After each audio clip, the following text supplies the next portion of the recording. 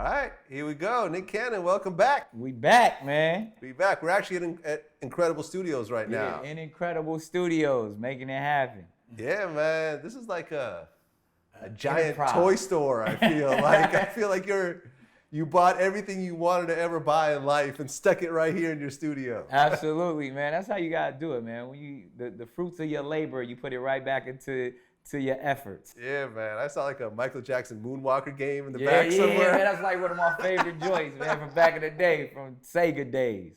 Dope. And I guess you actually own this whole building. Yeah.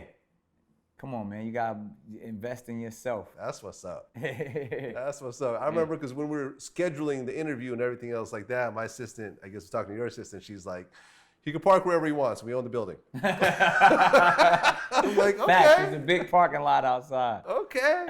That's dope, man. Yeah. That's dope. I mean, owning the actual, not only your masters, but where you're creating your masters and actually owning the property and diversifying that way. So dope, man. I've been trying to buy up a lot of property in Hollywood, man. I mean, I was wearing my money around my neck and driving it around for a long time, and I started hanging around a lot of these older dudes in the game, and they don't have no jewelry on. They driving Priuses, and they be like, yeah, I own that nightclub, I own that restaurant, I own that hotel. I was like, teach me your ways. So I just been investing all my money in real estate, man, and especially in like this Hollywood area, man, because it's booming right now. I mean, that's not going anywhere. Yeah. Hollywood's going to be Hollywood. Yeah. Just like Manhattan's going to be Manhattan. Exactly. Like, Silicon Valley going to be Silicon Valley. Yeah, Hollywood Boulevard specifically, they trying to turn it into the new Times Square. So, that's where we putting the next Wildin' Out sports bar. So that's coming soon. Yeah. Okay, because I guess you just opened up your first restaurant? Yeah, we opened up the first Wildin' Out sports bar and arcade on South Beach. In Miami? We did that in Miami. And then our next one is in San Diego, where I'm from, in the Gaslamp District down there. It's a complex, actually, that I invested in called the Theater Box. So it's the Sugar Factory, it's the Chinese Theater, which you see on Hollywood as well, and then the Wildin' Out. And then my man Pitbull got a beer garden on the top called I Love 305. So we building those all over the country, these theater boxes and Wildin' Out sports bars, like the hip-hop Dave and Buster's for all of these spots. Dope. So I assume you have partners that kind of handle the logistics of all that. Absolutely. And obviously owning the Wildin' Out brand, it stands on its own, but when I can put them in certain, it's like, when you go to the movies and you want to go here afterwards, that, it's being able to tap into that marketplace. Amazing, man. Yeah. Amazing. Now, you also have a new talk show with Fox. Yeah, man. Has it launched yet? Nah, we're still just cooking up stuff right now. We're actually doing a lot of the digital pieces and getting ready to launch at the top of the year. But yeah, jumping into that late night space, man. It's a bunch of dudes named Jimmy and James in there that I was like, man, I gotta swag this up a little bit, man. There's no black man on late night television, man. I mean, you got my man Trevor Noah doing it on but that's the Daily Show. You know what I mean? Like, that's a whole different marketplace. I'm talking about network television. 11:30, hitting them hard. Well, the last big one, Arsenio Hall. That's exactly what I was gonna say. Yeah, I actually got a chance to interview him, man. It's dope because they try to bring it back and it just didn't work. Yeah, I think, and then because I did that show a few times, and even before he did that, he had that talk with me, and he was like, "Man, I'm comfortable not being in late night because I want to see cats like you in late night." He was like, "I passed the baton on you." I was like, "Man, that means a lot." You know what I mean? Because he's a dude that's who I came up watching and admiring and looking to as a mentor, and so for him to say that, man, all graces be to the Most High. Hopefully we get out there and do what we need to do. Oh, yeah. I mean, even getting to interview him was mind-blowing to me because as a kid, you sit there and you watch him. Yeah.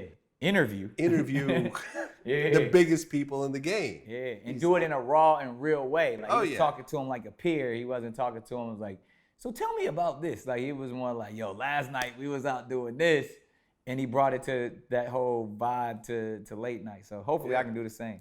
Yeah, and in fact, we even talked about how after he brought Farrakhan on the show, because there was always the Hollywood rumor that Arsenio got his show canceled because he had Farrakhan on the show. Yeah. You've heard this before. Yeah, I've heard it in the barbershop many times. Yeah, but exactly. I love journalists because they combat the barbershop. And thanks for being here.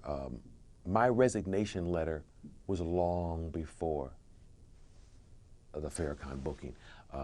That's on record. It went to a man named Carey McCluggage at Paramount. And I was still trying to do great shows. But the bottom line is, at the time I resigned, I don't think I knew how to spell Farrakhan. He brought Farrakhan to late night Yeah. primetime television Yeah, on a why network. not? If Donahue could do it, why Arsenio can't? Exactly, exactly. Well, congrats, man. Thank you, Congrats. man. This is dope. And Appreciate you know, you.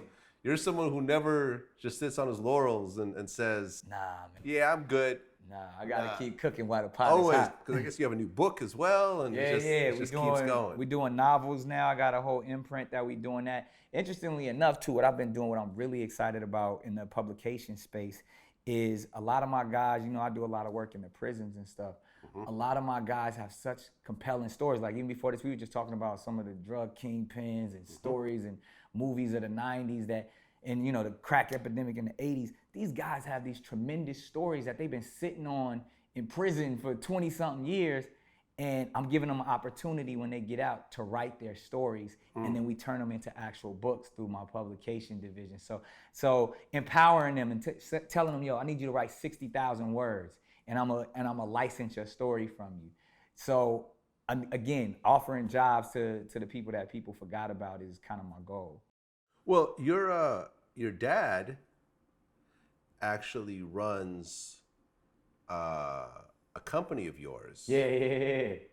Can you talk about that? Yeah, a my little bit? dad, he's part of the publication division, and actually, my dad, when with me, the way he felt like he kept me out of trouble is through the media. You know, so whether through public access television, which he had his ministry show on, through writing, as well as like, you know, journalism at the time. There was no internet at the time, but really like going out and doing community journalism, like reporting on, you know, things that are happening in the community with the police and like this. He had me doing this type of stuff like before I was a teenager. So through my foundation, he's kind of been keeping that work going, and you know, he's doing things with podcasts as well as radio shows, and specifically what I was talking about with this book division where we allowing people to write books, people from the hood, you know what I mean? Like they really have something to say. So it's not just about me saying, hey, I'm gonna write this motivational book. Like, nah, I'm giving the opportunity to the community to share their narrative. That's dope, man. Yeah, thank you. So you're actually the oldest of 5 boys? Yeah. Any sisters? No sisters, man. I mean, All boys? all boys. You know, it's funny though, because I grew up, my pops and my mom, obviously, they had me when they were still in high school. Okay. So my grandmother was kind of like big mama, you know what I'm saying? So, you know, while my mom was going to school and, you know, working a couple of jobs, my dad went off, you know, he got into some trouble and kind of changed his life and had to move out of California. So my grandmother was kind of the matriarch of the family so her other daughters were like my sisters. So I kind of had that traditional story of just like big mama raising everybody. So I feel like I have sisters, but they really my aunties. Well, I mean, you and I talked about some of the gang shit around you growing up. Yeah. But I'd actually seen an interview with Doggy Diamonds, and there was an artist named Mitchie Slick Yeah, that's my big homie. from your neighborhood. He actually said that your dad was one of the original Lincoln Park Bloods, the founding members of the gang that Mitchie's actually affiliated with. Yeah, nah. I mean, my dad is certified. Like I said, and I never glorified it. I mean, funny, you and I did probably one of our first interviews. You actually joined a gang when you were younger. Man, you know what? I wouldn't say I joined the gang. Like it wasn't like the Boys and Girls Club or like one of those things where you could walk up and sign up. I grew up in a neighborhood in Southeast San Diego to where, you know, this public assistance area called Bay Vista, and you know that was kind of the thing, like the cat you grew up with, and then this was gangbanging. Yeah, you know, actually, if anything, I was always trying to get away from it. Of course, during the early '90s when you know it was glorified, I definitely was wearing my Dickies and you know certain colors and the Chucks. Was it a Crip set, Blood set? It was a blood set. But it was one of those things where that's the area that I grew up in. I mean, even if you think of Southeast San Diego, the majority of the people from down there are from different blood sets. So, you know, it was one of those things where I never even tried to glorify that because I felt like, you know, I got out of that unscathed. I mean, I lost a lot of friends to, you know, senseless gang violence. A lot of people still locked up right now. So I always try to downplay it and be like that cat that was allowed to get away. And I remember reading the comments, be like, man, he ain't bro. Yeah, right. Like, but it's like, and again, it kind of backfired in a way because that was the thing I never wanted to glorify. And I think that's what I was saying in the interview. Yeah. But you obviously had information that everybody else didn't know.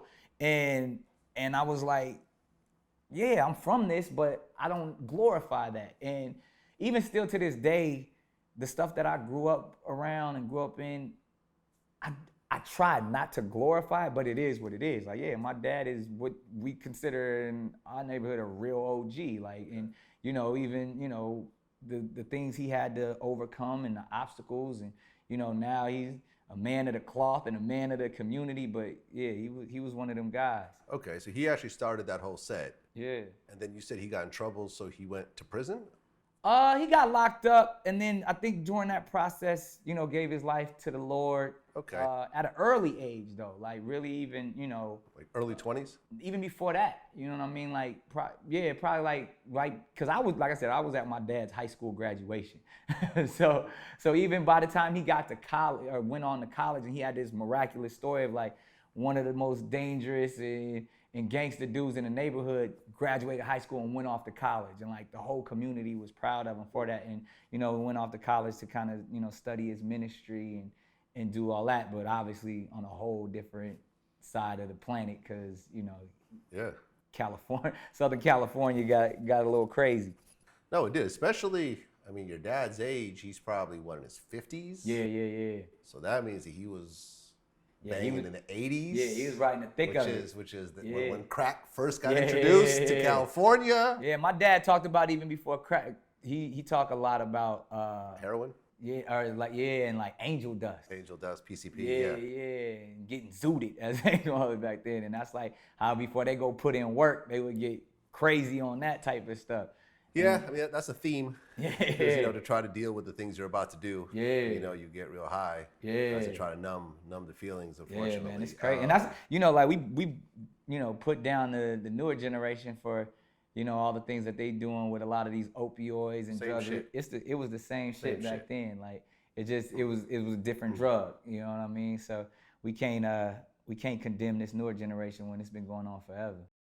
I mean, this year they're saying is the deadliest year for rappers in terms of murder and drug overdoses. Right. And particularly the drug overdose part, because I mean, we lost Lil Peep last November. Right. And we just lost Mac Miller. Right.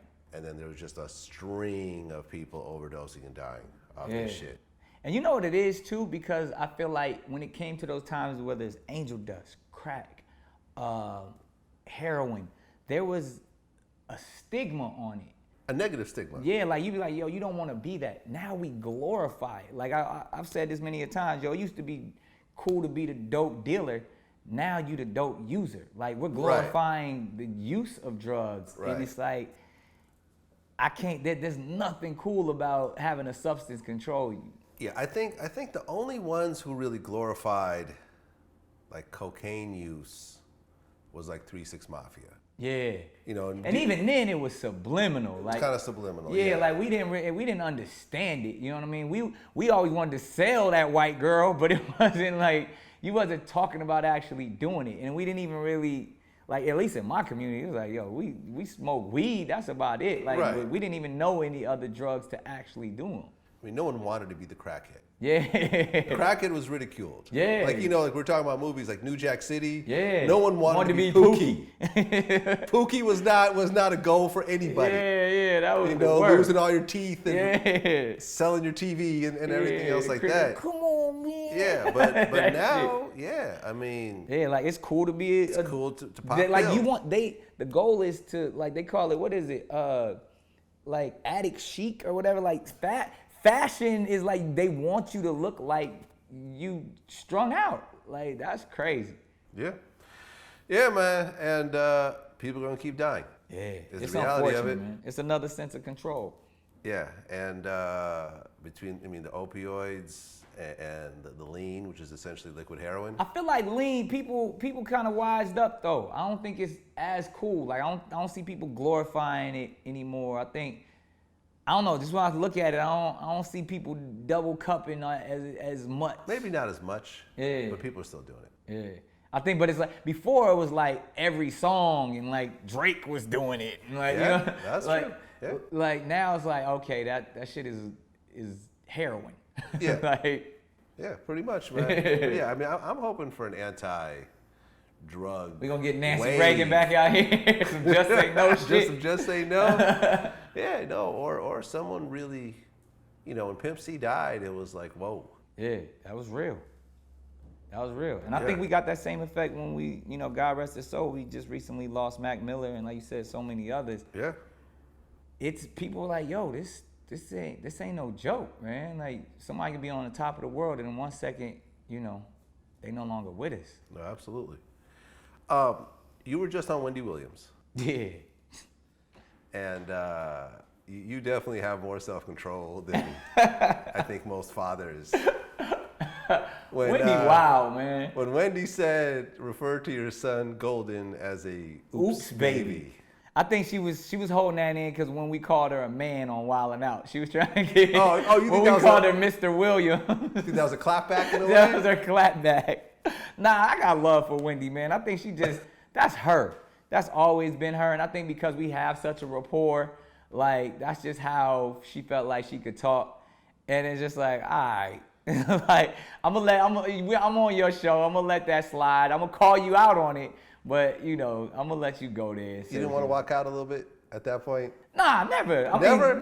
It was, to me, I don't think it was as serious as like I wasn't upset by it. Like she always talked like that, you know, like, Okay. And because we have a real relationship, she didn't offend me. I was just like, oh, you just gonna say that in front of all these millions of people? Like it was like that more than like, I think she disrespected my kid. It wasn't like that at all. Well, I mean, you and I had an interview about your son and your son's mother. Yeah. Which I have a feeling she probably watched and Yeah. decided to take her little spin on it herself. We didn't even talk about it. That's the crazy thing because I know something like that. Like I may have taken it lightly, but she probably didn't take it lightly. So Brittany Bell, Yeah. who's Golden's mother. How does she take that? I think again, she's a woman of such class and grace that she didn't acknowledge it. You know what I mean? She just, just kept it moving and didn't even say nothing. I'm pretty sure if I were to ask her about how she felt about it, she probably would have something to say, but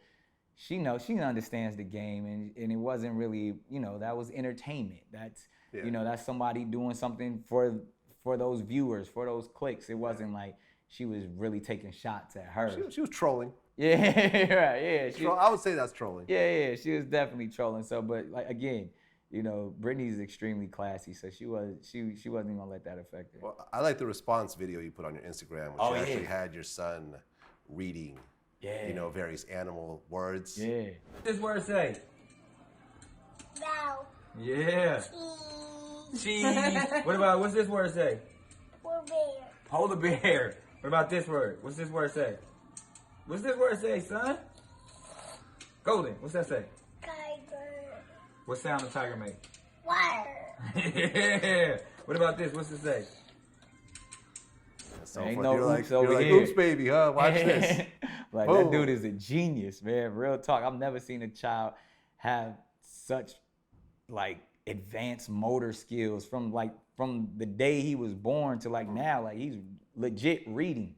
And not even 2 years old yet, and we already got him in martial arts. He's playing the piano. It's like, this dude is an indigo child for real. Like, he really gonna be on to something. How is that relationship? Because, you guys weren't married at the time. Yeah. And I assume you guys don't live together. Nah. So it's, you know what it is? And I have an interesting philosophy when it comes to relationships. Obviously been through a lot, but then even now I'm at a place in my life where I kind of set my truth from the beginning. And she's a person that was so near and dear to me and so close, but I wasn't looking to be in a relationship with, and was more on a friendship level. And she's a very spiritual and focused individual, and was actually, even not to get into too much of her business, but was really in a spiritual way, like practicing celibacy, ironically. But so we had that type of relationship where she was almost somebody I would go to for like advice about my life and situations. And she was just like one of those spirits that, you know, I could confide in, and then obviously you grow closer. So she knew what I was about. I never hid anything, I never lied. So now that, you know, we have a child together, it's almost even a super healthy relationship to be able to be like, all right, you know I'm out here with wilding with all of these chicks and however, and not taking anything seriously. But I take our family seriously. I take our child seriously. So she gets to see two dynamics because I'm never gonna lie. I'm never gonna front. Like, I see a lot of these dudes on, you know, Shade Room or Wendy with all this stuff, and they getting caught up and baby mamas arguing. Like, I'm never gonna have to deal with that because I'm a straight shooter. Like, I cannot imagine Britney and Mariah getting into a fist fight in a parking lot. Like, I can't even comprehend that. Because I'm a real dude. Like, I'm gonna be like, look, this is what it is. And I'm never gonna lie. I'm never gonna pretend that I'm something that I'm not. So that's kind of where we stand. There won't be any hair pulling. That's hilarious. Well, does she have a career? Yeah, man, she does a bunch of stuff. I mean, you know, when we met, obviously she was, you know, she was in the Miss Universe pageant, and you know, kind of, you know, she has a degree from Arizona, and like I think it's broadcasting and journalism. So she does a lot of stuff with her nonprofit where she, it's called Non-Compete, where she, you know, empowers women and does a bunch of different stuff in the media. So she's currently writing a book about her family and her own life and overcoming a lot of obstacles that she went through. So she actually has a really dope story. Yeah, and I don't hear any sort of drama where, you know, when you see like a Tyrese kind of situation with his baby mama where they're arguing over how... You know, how many hours of nanny time she's allotted. And, I don't do the drama, man. Like, I live my life drama-free. Like, even when it comes to me, like, I kind of speak my truth and keep it moving. So, you know, anybody that's dealing with me intimately or in a family situation, they never gonna have no problems for me. To me, I think we get caught up a lot of times, especially as fathers, we get caught up in, like, finances of, you know, ain't no kids supposed to need this amount of money to survive every month. But like, to me, like, what's mine is my kids. However you break it up, I don't really care. Like, you know, you take it all. Like, you know, like, that's just how I view money and how I view, like, I'm not gonna mess up my household. I'm not gonna mess up my relationship with my kids over some government ran currency. You know what I'm saying? Like, I don't care how much of it is. Take it all. Okay, you got it. Like, so anything somebody asking me, yeah, you can have it. So she's never taken to court. There's no. You guys figured out, okay, this is what you need. This is what I'll provide. Boom. 100%, man. And that's all my kids, and even, you know, if I have more kids, it's gonna be the same way. Like, you know, hopefully, and I believe I come from a tribal mentality, man. You should have as many kids as you can take care of. You know what I mean? And really provide for it and be the best provider you could possibly be. So I see it as a blessing to be able to not only provide for my immediate family, but others' families as well. So I'm not gonna sit over here and belabor over if you get 20,000 or 15 or like, nah, whatever you want. If I'm living a comfortable life, you should be able to live that comfortable life too. If I can wear a freaking $100,000 watch, then my kids should be in the best of the best. Like, it's as simple as that. Well, with Mariah, she has, everything. You know, she has a career that will go on forever. She'll be able to tour and do shows. She's good. For the rest of her life. Just off of All I Want for Christmas. Just off of that. She's just good. Off of that and so forth. Would you ever have an issue if, for example, Britney said, I don't want to work at all. I just want to be a full-time mom, and I want you to support this whole situation 100%. Definitely have no issue with that. No issue at all. I would support that. 100%. Man, a lot of women are watching this right now, salivating. I'm not, to be honest, I mean, not to get into everybody's business. If you with me, you don't have to work. And that's not even on some like baby mama stuff. If you with me, you don't gotta work. Your DMs are about to be so crazy right now. You have no idea. I specialize in the glow up. No man admits to this. You are the first successful man to ever say this. Yo, dog, for real. Yo. I want to be a provider. That's what I feel like I was put on this planet for. I love taking care of women. Okay. Like just in general.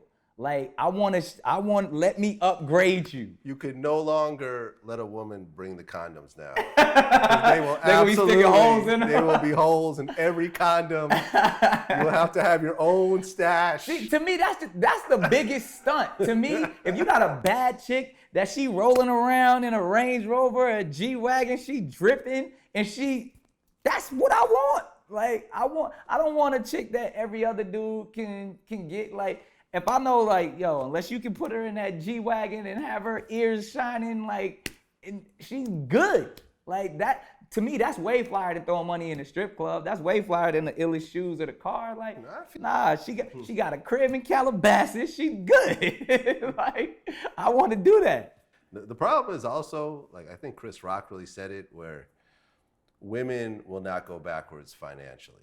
Right. You see what I'm saying? Once they get, That's you know, true. it starts in high school. Yeah. Once they, you know, date a guy with a car, they're not going to take the bus anymore. No matter how cute that guy is. Nah, that's true. You know, once they get a guy with an apartment, Yeah. they don't want to go sneak into someone's mom's house when she's that's at real. work. Like, But I believe that's how it should be. Women should be exalted. There's spiritual teachings, whether it's the Bible, the Quran, it always talks about a woman being a crown. You know what I mean? Like you should, and being equally yoked. So you should lift your woman up and allow her to be that. Like, so if it's somebody, and I feel like if we equally yoked, she's matching my fly, she on my level, I want to make sure she looked the part. You know what I mean? I want people to be like, dang, he leveled up. Like that's out his league. You know what I mean? So I need her to be shining more than me. I mean, listen, when everyone found out about you and Mariah, people was like, I don't think how did he do that I shit? don't think anyone was ready for it. Exactly. Straight up. Facts. Everyone, including me. Straight up. Because I'm like, we didn't really know each other back then. Yeah, but yeah. I'm like, oh shit. Okay. What Bravo. Well What played, you doing? Mr. Cannon. Yeah. Well played. Exactly. But you said you never want to get married again. Never. Do you ever want a girlfriend again? I don't see. To me, that's childish stuff. That's why they call it girlfriends and boyfriends. Okay, I'm a fair grown ass man. Like I don't want no girlfriend. Like I would love a companion that, you know, again, equally yoked, we matching each other. But I can't do that whole relationship thing because I feel like it's a false sense of reality. And I've lived those. You know what I mean? And in these false sense of expectations. I don't want to be responsible for someone else's happiness. I want to deal with somebody who has their own thing going on. They're happy and content with themselves. And when we meet, we rocking. There's a strong understanding. She do her, I do me. Whatever our agreement is, it is what it is. It's not the public's business. It's not based off of what her friends or family thinks or what my people think. It's just we rock how we rock. Like I envision myself growing old and like having a best friend. You know what I mean? Like, and that's when you think about relationships, we can always count like, oh, my longest relationship was 7 years. My longest relationship was 3 years, whatever. You got friendships that started when you was in kindergarten that you still rock with. Like, I want somebody like that. I want somebody that can be like, yo, we've been ride or die. She know everything about me from the gate to 75 years old. Like I'm not looking, but if I could have somebody like that, that's what I would want. Well, yeah, I mean, and also when you talk about these relationships, a lot of times, once it's over, you're expected never to talk to that person again. Right. Now there's animosity, there's jealousy, there's envy, there's you did me wrong, I gave you my heart. Like I don't want nobody. Yeah, I don't want nobody's heart. I don't want nobody's best years. I'm good. Yeah, and I think like for example, like James Cameron, he talked about how he's still best friends with all of his exes. Yeah. And in fact, when he lost the Oscar, That money. yeah, that too. But when he, I think he did Avatar. Yeah. In the same year, his ex-wife did. I forgot what movie it was. It was the movie about the dude that defused the bombs. Yeah. That's what I remember I was up for that movie. Know what you're talking about. Damn. Hurt Locker. Yeah, Hurt Locker. Hurt Yeah. Locker. She won the Oscar for Hurt Locker. And when they asked him, do you feel some type of way about it? He goes, absolutely not. I'm the one that helped review her script and told her what I thought she should stop writing and start shooting. And sure enough, she wins, and I have a great relationship with all my exes, and boom, done. It's that's that next level, man. That's next level. That's that whole that's operating beyond society. Society teaches you that you're supposed to, throw away your relationships. Yeah. Where, when you're at an elevated state, you know how to understand it, you know how to control your energy. Even when something's no longer commune, you know how to still provide. Well, Kevin Hart was up for hosting the Oscars. Yeah. And Speaking of the Oscars. They found some old homophobic tweets. Right. So he was pressured, I guess, to apologize. Right. Which I guess he didn't, and then he did, but then he still stepped down. And then you unearthed some interesting stuff. Yeah, but see, even before, let's salute Kevin for how he handled it, because I think everybody kind of just skips over how he did it. First of all, that's one of my best friends in the game. I talked to him the night he found out. Dude was so juiced about getting his job. Like, he already had his set together, what he was gonna say. Like, he was excited, man. I was excited for him. And then all of this stuff came out, and it was reminiscent to me of even what I did with NBC, because America's Got Talent. Yeah, it wasn't like, one, Kevin had already apologized for these statements before, because they had been unearthed before, and people brought it, and he apologized and felt like he was sincere in that sense. And then they came up again, and the Academy, he said he got a call that they said he had to apologize. Again, keyword had to apologize, in order to keep this dream job, and that's when he said, you know what? Keep your job. You're not gonna tell me what I have to do, but I'm still gonna apologize to a community if I offended anyone in that community. That's gangster. Like, this was a job that I really wanted, but you're not gonna tell me what I have to do to get this job. First of all, I'm good. I'm Kevin.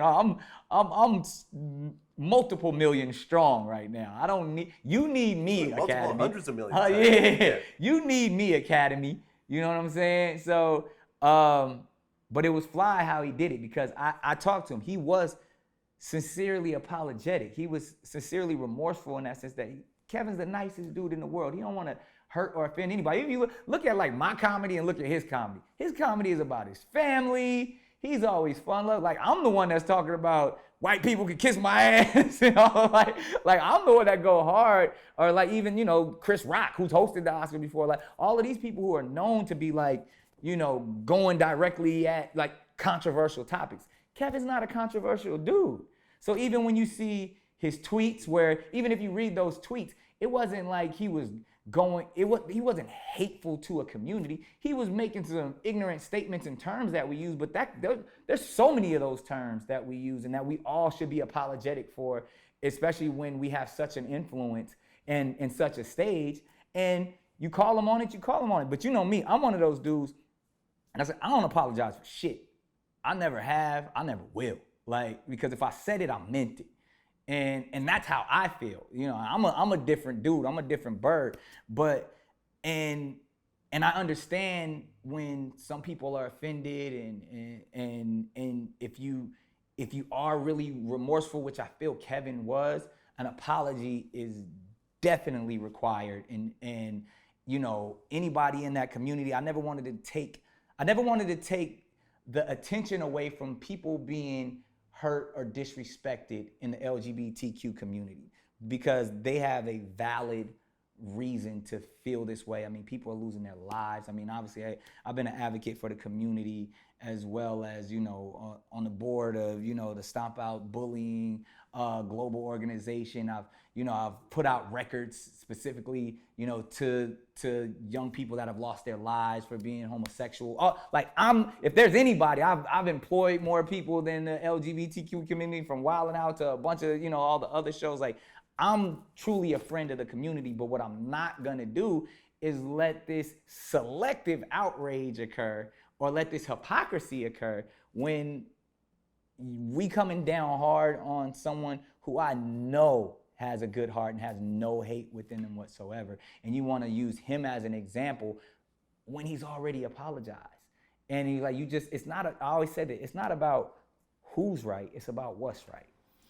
Well, right, because I started looking through some of these tweets, and it's like Amy Schumer uses the F word, Sarah Silverman uses the F word, Chelsea Handler uses the F word. Yeah, and I could have kept going. There was males, white males, black males, actors. You know what I mean? Like, and I wasn't just going to just start going and going and going, but I specifically chose them because I know those are people who are loved by the community, people that I admire and respect, and people that you think, like I said, like Sarah Silverman, like, yo, I love Wreck-It Ralph. You know what I mean? I don't think she should have to not have a job because she used the ignorant term, but if we're going to call one person out, let's call them all out. And that's why I said, let's call the Academy out. Let's call the Academy out for just before 2015 that out of their 6,000 voting members, 100% of them were male and 95% of them were white. Let's call them out for never. You want an apology? Where was our apology for sitting Hattie McDaniel in the back the night she won for Gone with the Wind? She had to be segregated from the rest of the class. Yeah. For the rest of the cast. No, I feel you. And like that's the shit. Like let's get to it. Well, I had Dale Hughley on my show recently. We talked about it. Yeah. And he agreed with Kevin Hart. The very essence of humanity is humor. The LGBTQ community moved forward in such what feels like leaps, not because they were activists and ball busters. It's because of Ellen and Glee and Will and Grace. People laughed. They laughed with them and at them, and they moved forward. Shut up and sit down. If you don't like what I say, don't listen to me. But you're not gonna bully me into not saying what I believe. I'm not gonna say the gay communities are bullies. I'm not gonna say that because there's a lot of pain in that community. And just like there's a lot of pain in the black community, there's a lot of pain in several communities. And it's kind of hard to be a bully when you've been bullied your entire existence. Yeah. It's difficult enough to be a gay person in America or in this world, but then to know that you're gonna be ridiculed by your family, your friends. I almost salute when they rally together as a community. I just want them to use their power correctly because sometimes it can become, and I relate it almost to like McCarthyism or to the witch hunts of times where you look at somebody like Paul Robeson back in the day who ended up he's one of the biggest stars in the world, but because he wouldn't denounce communism, they snatched everything from this man. So I just want them, it sounds as superhero and cliche as possible, but with great power comes great responsibility, and that community has great power. They can move and shift mountains, so they got to use it wisely because you don't want to start belaboring everything and then all of a sudden you water down your power.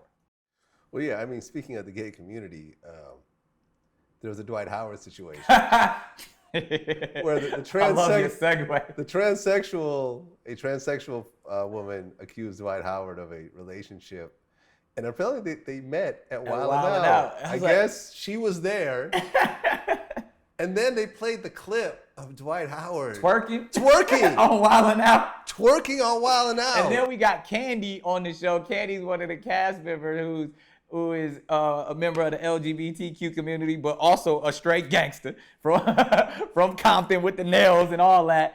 And like while Dwight's twerking, Candy's like, "Hey," I'm like, "Yo, was this Dwight's come out party?" Yeah, but it was the way those pieces all fit together was so crazy. It was unbeknownst to me. But I mean, to me, honestly, if you ask my honest opinion, again, because I love everyone and think people should just be open and be themselves. I haven't heard what he said, but I think it'd be so dope, so genius if Dwight Howard came out and was like, "Yeah, that's me. Yeah, I like transsexuals. Yeah, I like transsexuals. So what? I still dunk on your ass. Yeah. You don't want to, I'm 7 foot. I will punch you in your shit. Like, but this is what I like to do at night. Like, Yeah. there would be statues of this motherfucker. It'd be like he's already an NBA legend, but he'd go down in history. It'd be the statue of Dwight Howard. It'd be like a basketball in one hand and a dick in the other. I mean, well, transsexuals are kind of very, very interesting because I remember I had met, I was hanging out with a friend of mine, and at the party, she was like friends with this one transsexual. So you know, the three of us got into this conversation about it, and the way she was explaining it to me was that men don't view her as a woman, Right. not as a gay. Like a man doesn't feel gay when he's with her, Right. because men want to view her as a woman. Right. You see what I'm saying? It's kind of a very complex. Yeah, it's difficult for me to kind of understand. thing. Yeah, I don't understand it. obviously. Yeah, like as a straight man, I don't understand none of it. Yeah, but But hey, to each his own, each man. his That's what I own, mean. Like, yeah. I don't care.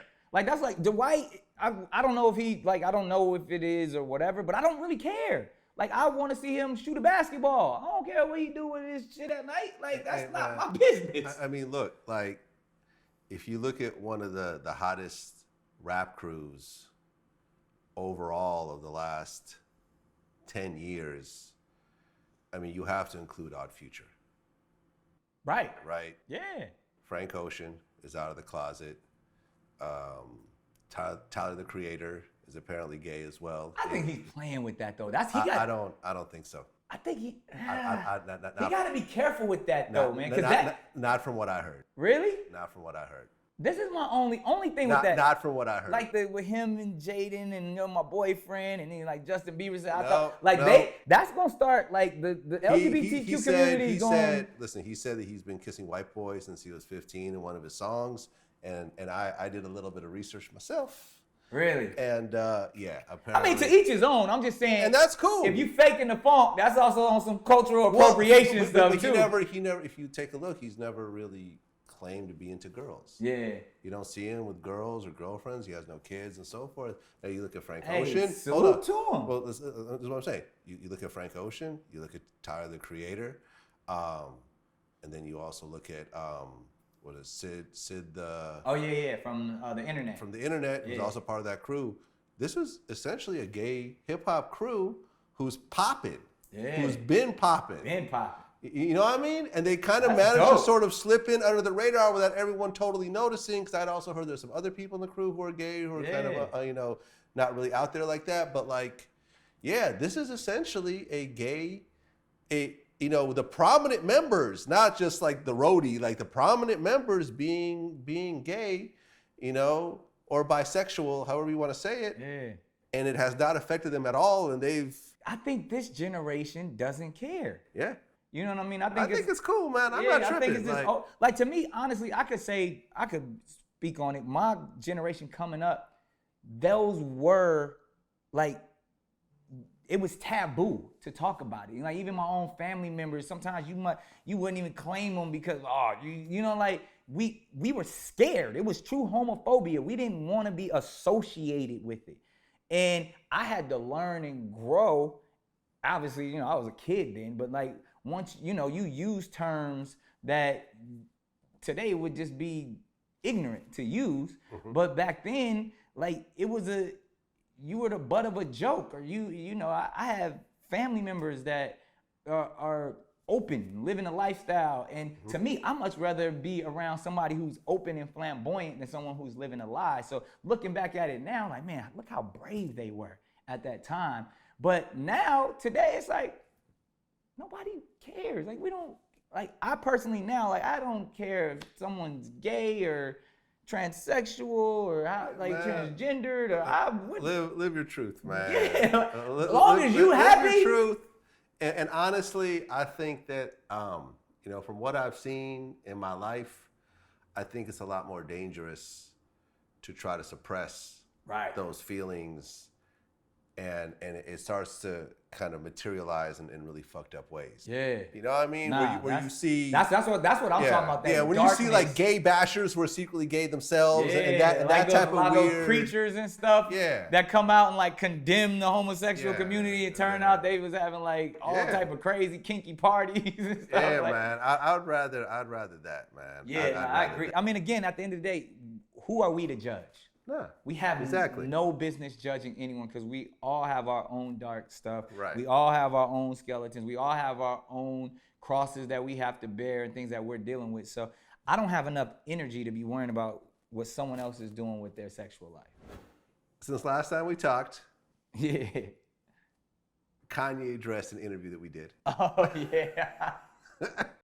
I mean, Kim Kardashian is, you know, she did change the concept of beauty, but she also changed fucked the up. acceptance of plastic surgery and everything else it like ma- that. and that's- because, I mean, did she have plastic surgery when you guys were dating? Nah, we used to talk about it. I used to tell her no. Like, Oh, like you, okay. So you were dating her before anything. From what I think, I mean, I think it was sort of Kanye's watching. Kanye's. I think it was sort of a combination between our interview and what you did on Everyday Struggle. Yeah. You kind of touched on it in both ways. Yeah. Both platforms. Right. But you know, you would, you know, you don't come in here and start telling me what I'm going to talk about in these Right. interviews. I have my own set of notes, Yeah. and you just say shoot. I just answered the Yeah, question. you I'm just pretty answer sure the I already done questions. said some shit I'm gonna have to deal Right, with. exactly. Like always. Like always. So I was the one who brought up Kim Kardashian's name. Yeah. Just to, you Thanks know, a lot, Vlad. just to put that out there. And Kanye responded. First of all, I want to address Nick Cannon. Like, I understand that you used to date my wife, but you know, you get in an interview, don't mention my wife. If someone brings my wife up, you say, hey, I respect that man, I'm not speaking on that. Don't be making no suggestions like nobody fucked my wife. And your response was? Honestly, gotta say this, my dude. I've never said anything disrespectful or harmful to your, in my opinion, to your marriage or your union. I salute it. Keep it going. But you're not gonna tell me what I can and what I can't say. I'm a solid individual. Somebody asks me a question, I'm gonna answer it. Fuck you. You ain't gonna tell me what the fuck I can say. But coming from somebody like him, someone I personally know, but there's somebody who's always been outspoken. Right. And knows how to manipulate the media from even the way that he came at me on fucking social media. If he really wanted to tell me that, he could have called me and told me that.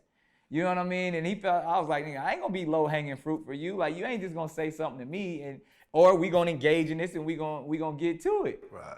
Kanye got mad at Wiz Khalifa and said that you would not have a child if it wasn't for me. Yeah, right.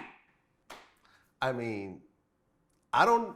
That's out of pocket. I don't know how much lower you could scrape Right. in terms of an insult. That's super out of pocket. You know what I'm saying? Like, you would not have a child Right. if you didn't get with a girl who That I made famous. Like, Right. really? Yeah. Like, come on. And you're saying, but for everyone else, there's a set of rules. Yeah. Okay, I could say and that was whatever- his wife at the time. Yeah. Amber was married to Wiz at that time. Didn't they get married? No, they I think they were divorced by that time. Really? I think they were divorced. I don't know. I think I'm almost positive they're Oh, you divorced. the expert. I'm the expert. Right.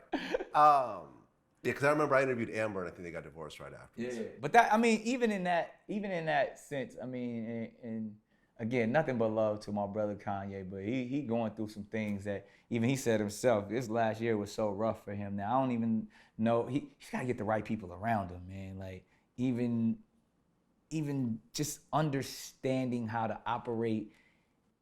I think a lot of this new stuff that's going on is he's trying to get a grasp of it. Like he thought politics was it.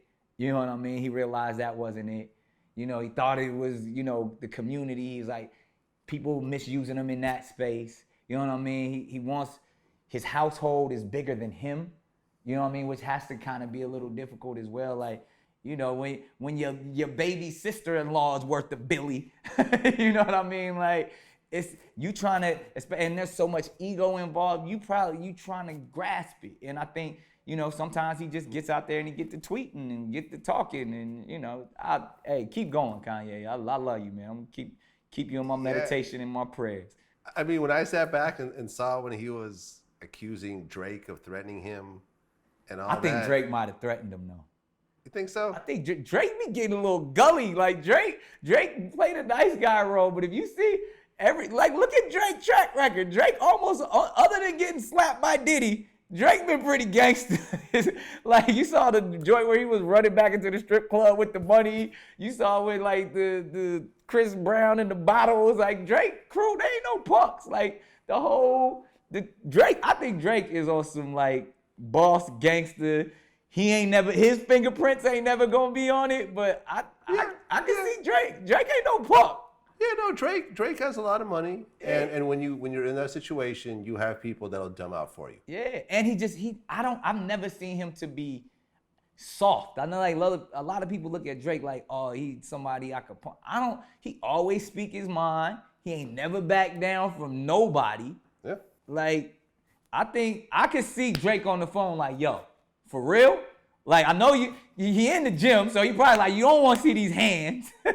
And then if we really want to get to it, come on. But you know what it's like. You know, I mean, like you have full-time armed security. Like, you know what I'm saying? Like right. People. I have armed security when I go out.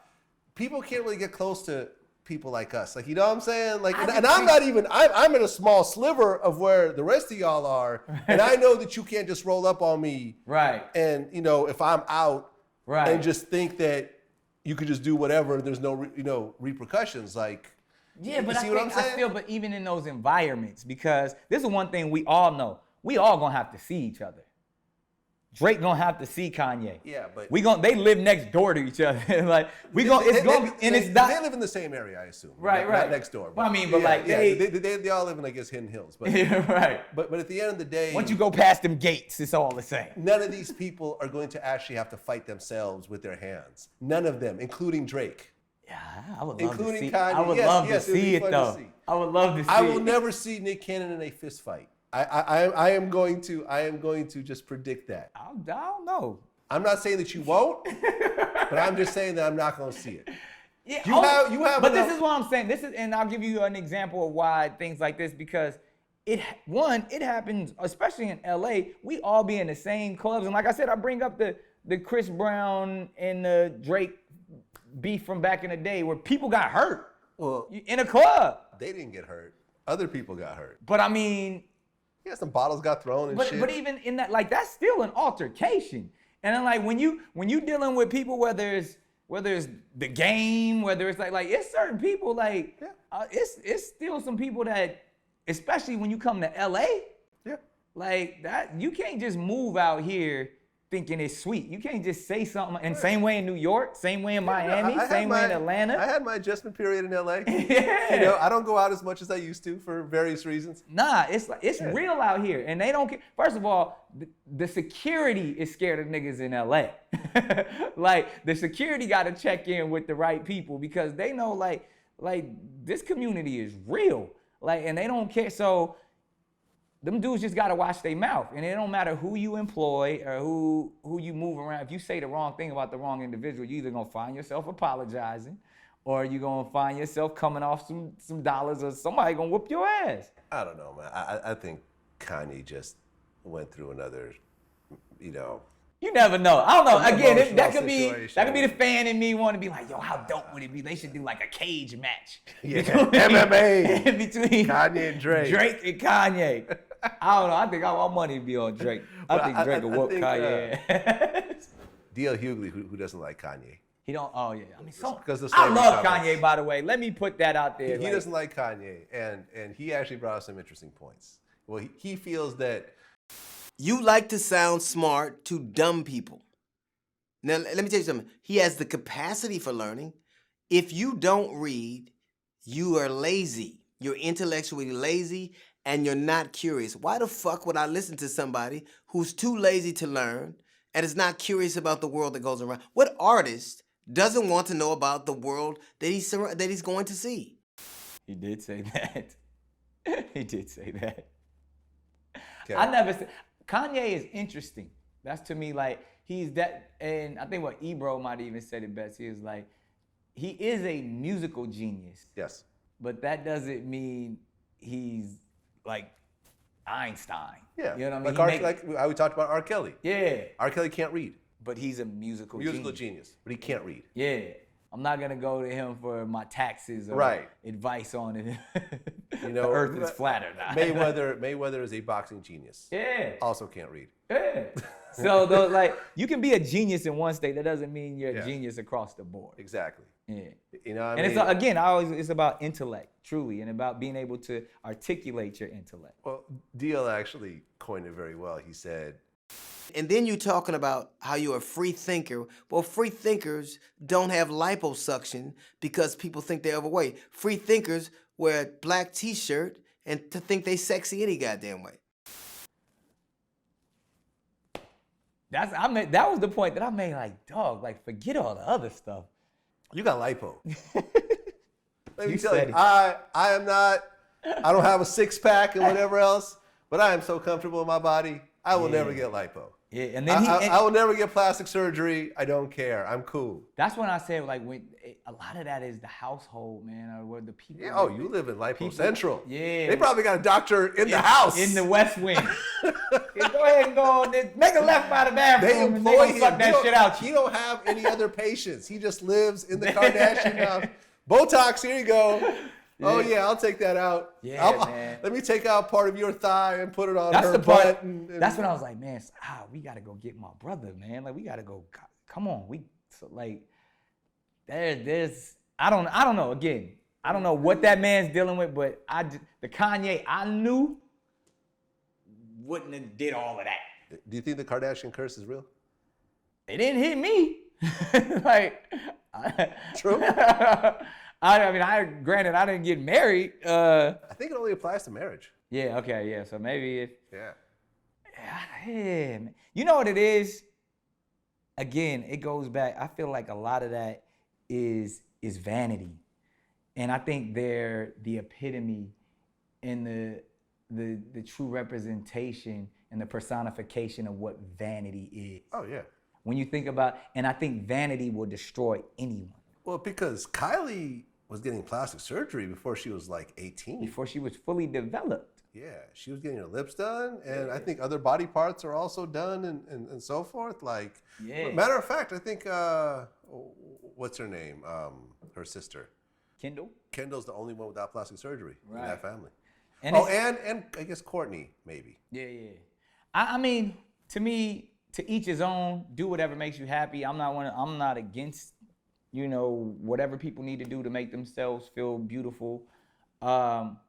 But again, there's something about vanity. There's a reason why, that's one of the 7 sins. There's a reason why when you just start believing in your exterior so much and you lose your soul. Like we talked about this many times. Like what's the true definition of selling your soul is when your exterior is worth more than your interior. And when people, and especially as we know, this stuff deteriorates. We know that you can't, no matter how many times you tighten and suck and nip and all that, like it's gonna go bad. And Right. so just believing in this vanity so much, and then when the rest of the world is feeding your vanity and feeding your ego, you feel like I gotta do more. I gotta do something else. I gotta show this picture. I gotta be naked here. I gotta do this. Right, because Kim even said she doesn't like when Kanye, she said Kanye doesn't like when she posts up like the thirst trap photos, but That's the Kanye I know. she does it anyway. Yeah, and I just let you know, like, he ain't really running. He ain't running it. Like, Well, it really just could be I was doing this before you showed up, so. but even then, that's the thing. They not equally yoked. There's certain things that if we're gonna be companions, if we're gonna build a union together, there's gonna be some certain understandings and certain things that you can do that I can do, things that we can't do to represent our union, to show that we are now different than what we were before we were with each other. And it ain't like it's like you got the bag. It ain't nobody like being like, man, we need to see one more naked Kim Kardashian pictures. Like, like we kind of seen it. Like, Yeah, we've seen and it. so, again, it's that vanity level. And man, you got me talking about them again. But I don't want to fucking talk. Can we talk about I want to talk about this. Gucci Mane went on the radio recently and said that Eminem is not the king of rap.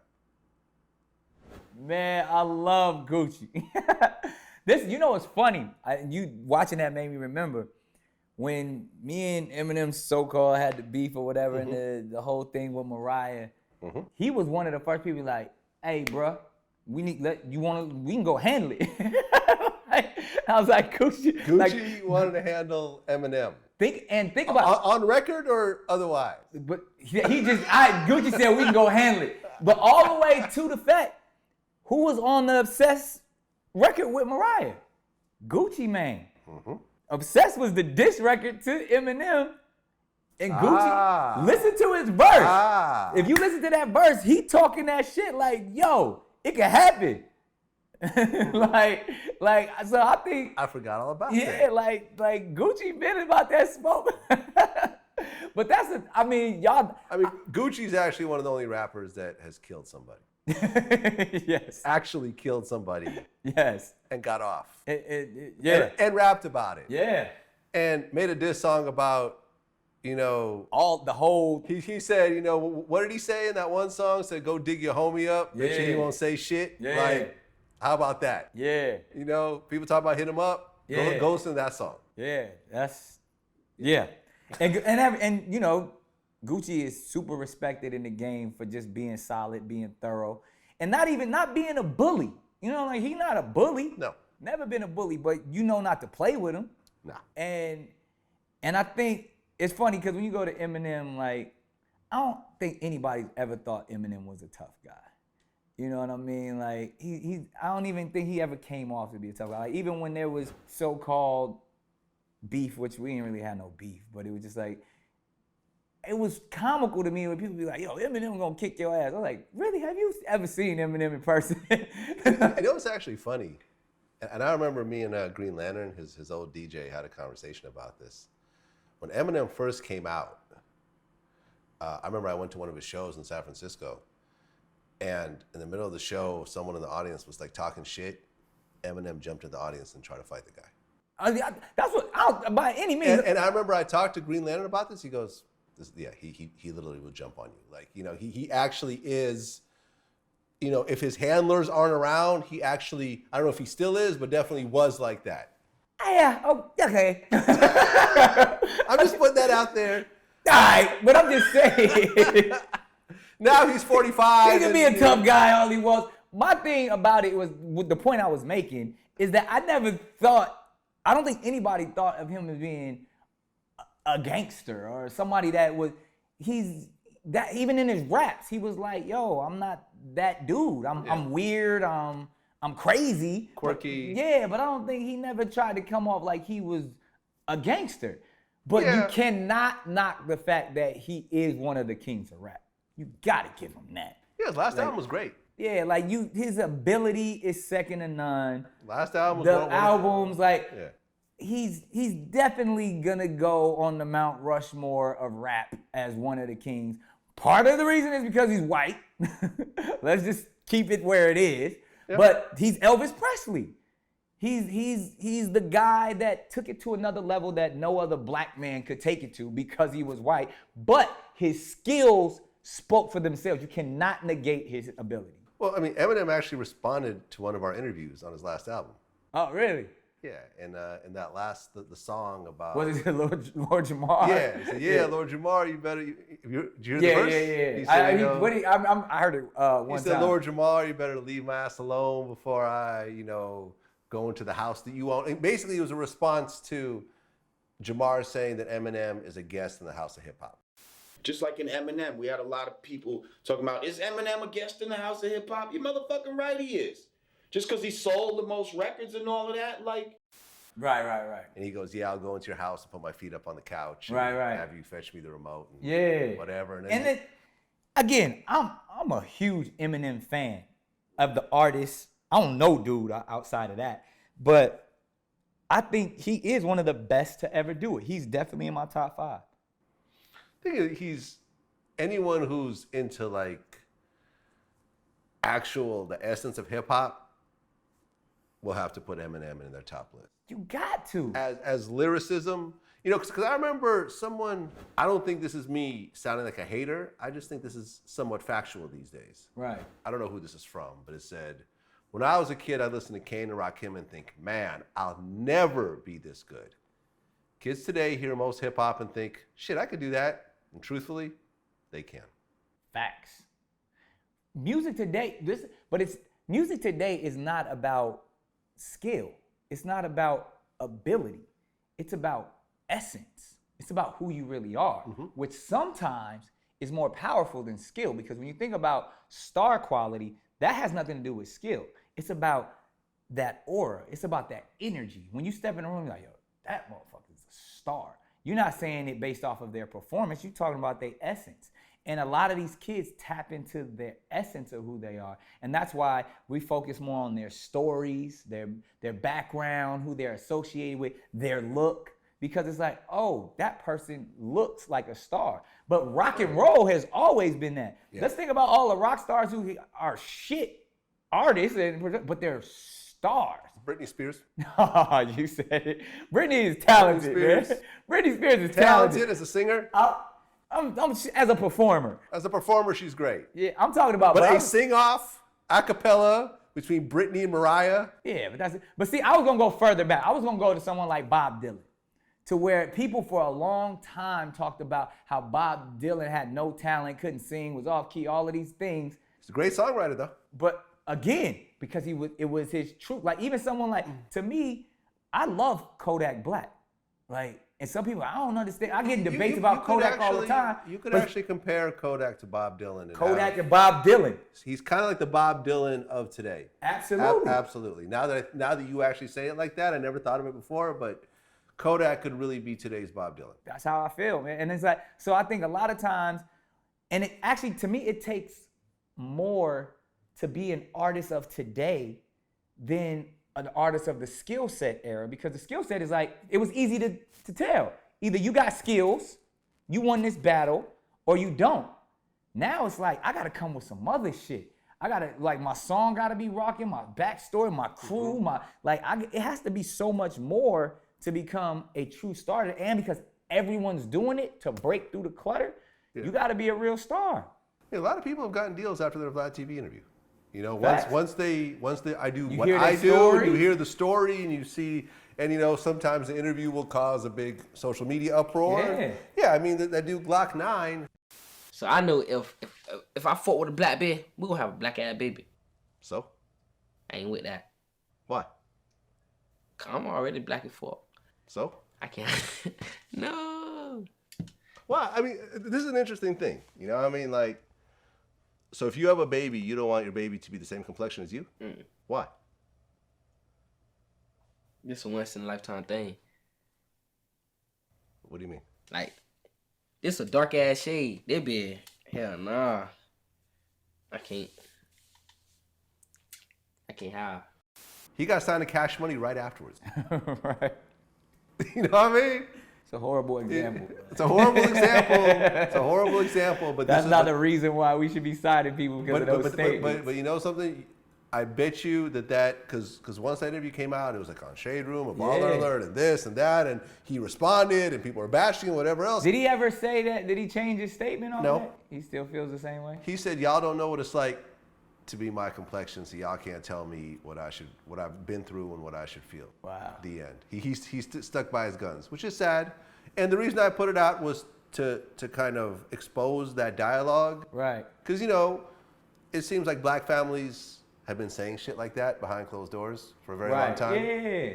You know, I mean, these have been hush-hush kind of conversations. Right. I sort of exposed it to everybody. It did. I mean, and it was good that you put that out there because it created great dialogue. We got to discuss it. I mean, I pray for the brother. You know what I mean? Like, because I understand the pain that he's talking about. I do know what he's talking about. But again, to use these type of platforms to speak and say things without fully thinking them all the way through, he doesn't know that how much damage he's doing to the sisters in his community by saying that. So it's also fresh off the block. Yeah.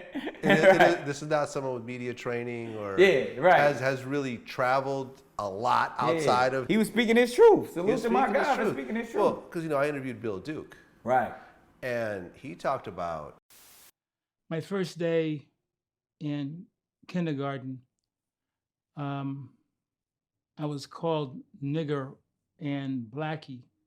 I remember coming home crying and went to the bathroom and tried to take, they used to have Babo cleanser at those days and wipe the black off of my skin.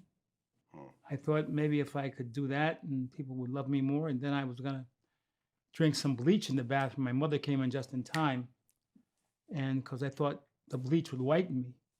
And I was like, I was 7 or 8 years old. I didn't know any better. Wow. That's how serious it was. And he talked about how Colorism is real, man. Man, and you know, to hear that firsthand, and you know, and we started talking, and I'm like, okay, let me start putting some of these numbers together, because he's like 74 years old, right? I'm like, you were like 12 when Emmett Till happened. Yeah.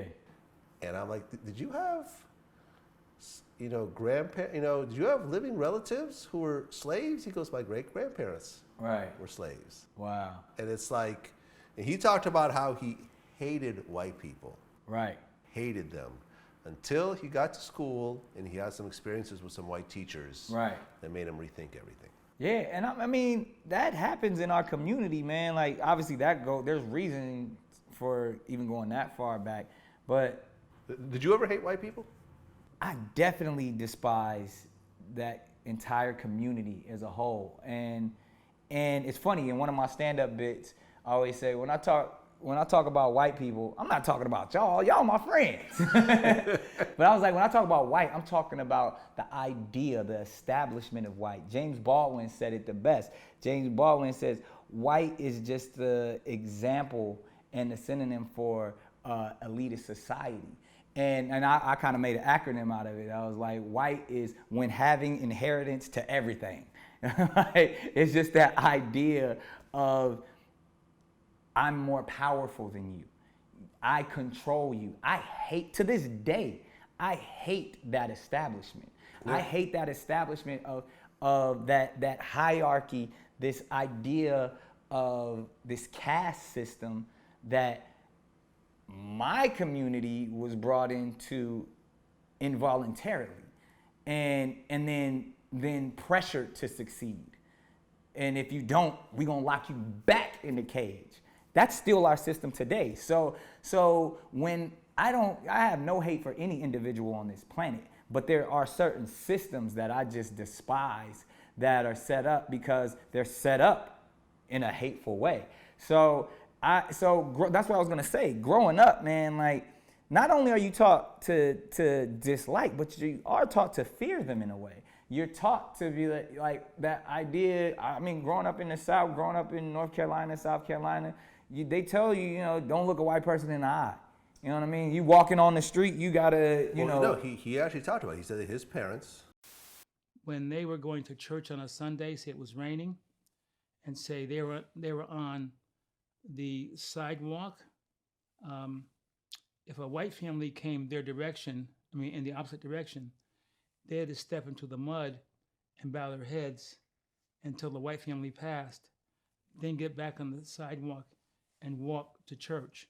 And every time a white family passed toward them, they had to step into the mud and bow their heads. Man, I was even, as coming up. That's his parents. That's not a book or Yeah. something that he read somewhere. No, it was like that in South Carolina where I came up, in North Carolina. Like, it was things like, you didn't speak to a white person unless they spoke to you first. You know what I'm saying? Like, unless they said hello and then you're like, yes sir, yes ma'am. Like, it was just, that's just, and it wasn't like, that's just the culture. Like, you put on differently, or you almost have to be, you know, don't be acting that way when white folks is around, making us look like bad in front of these white folks. Like, it was it was always that mentality of like, you had to be on your best behavior when white people were around. And that is just innately just in our family, just in our makeup of, you can't be yourself when Caucasians are amongst you. And just that idea in itself, you fear that. You don't understand it, so then you start not to like it. So, and then when you see all the oppression that comes with it, like, this was before even understanding what racism was. This was just like, oh, those people are better than me. Like, it's taught to me that I'm not as good as them because of their complexion. Lord Jamar in our last interview talked about, he remembers when he realized that he was black. Meaning that You Like know what I I mean? remember kind of like figuring out that I was black in a way. You know what I mean? Like, cause I guess when you're a kid, you Yeah. don't really know at first. Yeah. But then it's like you kind of see, and like, yo, just from a young age, I just remember being like, yo, this is different. Like this is a little bit fucked up here. Like everything seems like everything you watch on TV is white people, a lot of your frames of references is white people. How come there's not a lot of, black superheroes or I go in the library, like people that just look like me. Right. Do you remember that? I do, but in my household, my community, and I teach my children this, and it wasn't a negative thing. It was almost that sense of it. Like I grew up during the time is your black is beautiful. You know what I mean? Yeah. There's power in your melanin. Yeah. Like, and to this day, man, I wouldn't want to be nothing but what I am. You know Right. what I mean? And so I knew that I was one of those little 2-year-old kids and like, black is beautiful. like, so I do remember embracing my culture early on with the, Afrocentric ideas and dashikis and Kwanzaa and like all of that stuff. I grew up around a lot of that. So it was always looked at as, embrace your blackness. One of the things that Bill Duke said that resonated with a lot of people was the one thing that his parents instilled in him. They had this phrase which I never forgot, and they said, you're no better than anybody else, but nobody else is better than you. Ooh, that's wisdom. That's good game right there. He said he held on to that for the rest of his life. I mean, we talked about it at 70-something years old. Yeah. He's still. That's humility right there. Yeah, and it's a very, it sounds like a simple statement, but when you really start peeling away the layers of it, because it kind of implies that, a group of people are in a society where they say that other people are better than them. Yeah. You have to be told that nobody else is Well, that's better what you gotta think about it, man. And even when we talk about like my hate for the establishment, we're the only group of people in humanity that had to fight to be human. Like everybody else went through some shit. Like not to negate any other minority. Right. Everyone else was 5/5. Yeah, like we not black people. Yeah, we were property. 3/5. Like straight property. Like it wasn't like we had to fight to become human. like to get this equal, like not something that you own. You know what I mean? Like just that idea, and we still have that property mentality that we have to fight against to this day, because even with the incarceration system, it's still this vicious cycle of us just trying to be treated like humans. Yep, I feel you, man. To not be killed like we don't, like our blood don't bleed the same way that everyone else's does. Well, hopefully you can't say our kids, but hopefully our grandkids are gonna have no idea what the hell that's about. I think our kids, that generation is definitely, I don't see racism. I think they'll still deal with, class issues and things like that, but and their kids definitely won't. Like everybody gonna be beige by that time. Exactly. Like, it's just gonna be, we're 2 generations away from skin tone not even really being that much of a thing, but it's still gonna, I think culturism is still gonna be around. And that's ultimately what it is. Like I have such a great reverence and respect for people's cultures that I commend when people stand up for their culture. But when you're standing up for something as mundane, outdated, and like really just no substance of like the color of your skin, like, come on, man. Like, but that's not to say your culture isn't important. If you're Irish, your Irish culture is important. Yeah. If you're African, your African culture is important. If you're Russian, if you're Puerto Rican, if you're, from Thailand, wherever, your culture is who you are. Yeah. And you should embrace that. You should have respect and pride in that. But if you're just saying this group of people, because of this, I should be treated better than that. But you also have to think that black people in America can't trace their culture back. They can't say they're Nigerian or Exactly. Senegalese. And that's one or of the big Gambian, problems. Gambian or Our whatever culture else. was They ripped just have to away be from black. it. Yeah. But that's it again, and that's if you. I don't know if you know this or not. I know black people in America. I mean, friends of mine who don't like to be called African American. Yeah, that's what I was gonna say. There's this interesting debate and there's several debates within the community, and that's why I like of my melanated people, because some people don't want to be called black. Some people don't want to be called African American. Some people say I didn't come from Africa. I'm an indigenous person from this land right here. I'm Moorish. I'm Hebrew Israelite. There's so many things, but then ultimately that's us searching for that true essence of what our culture is, and they're all right. You know what I mean? Like none of them are wrong, but ultimately it's really identifying with your true essence and your true cosmic spirituality. Since last time that we talked, it's not all our. Every time you start off with that was some shit. So, you gotta brace for you gotta brace yourself. Brace yourself. You did some posts about Bill Cosby. Yeah. The Why Bill. Yeah, man. Posts, which a lot of people took as you defending Bill Cosby. Then they didn't listen to this shit. Okay. Honestly, that was my truth, man. That was me perplexed. That was me. If everything I said in that spoken word piece was real, like, man, I loved you. And it goes back to, I think we had this conversation before, like, imagine if your family member did something or was accused of something. Yeah, I know. That's one of those that we just agree to disagree on. Yeah, it's just like, but again, like, that was America's dad, man. Like, for him to even be in that situation is fucked up.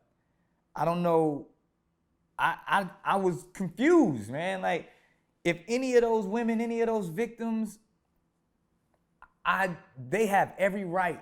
They should want him under the jail. You know what I mean? If he did any of those things that they claimed he did.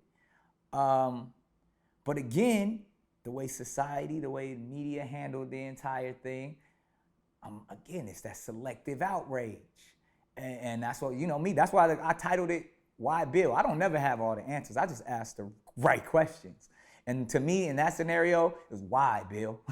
why Bill Cosby and not Bill Clinton? Why, like I asked a bunch of stuff where Trump or a lot of people, man. Or I mean, shit. There was a story recently about how this 16-year-old came out and said she had a relationship with Woody Allen when he was like 40. Right. I mean, well, shoot, Woody been getting down with? Like he married his adopted daughter. Yeah, like fuck is up with that? You go from changing someone diapers to like Woody wild. Having but sex we don't with get what the fuck. Yeah, Like, it's I don't know if you remember. There was an artist named SPM, South Park Mexican.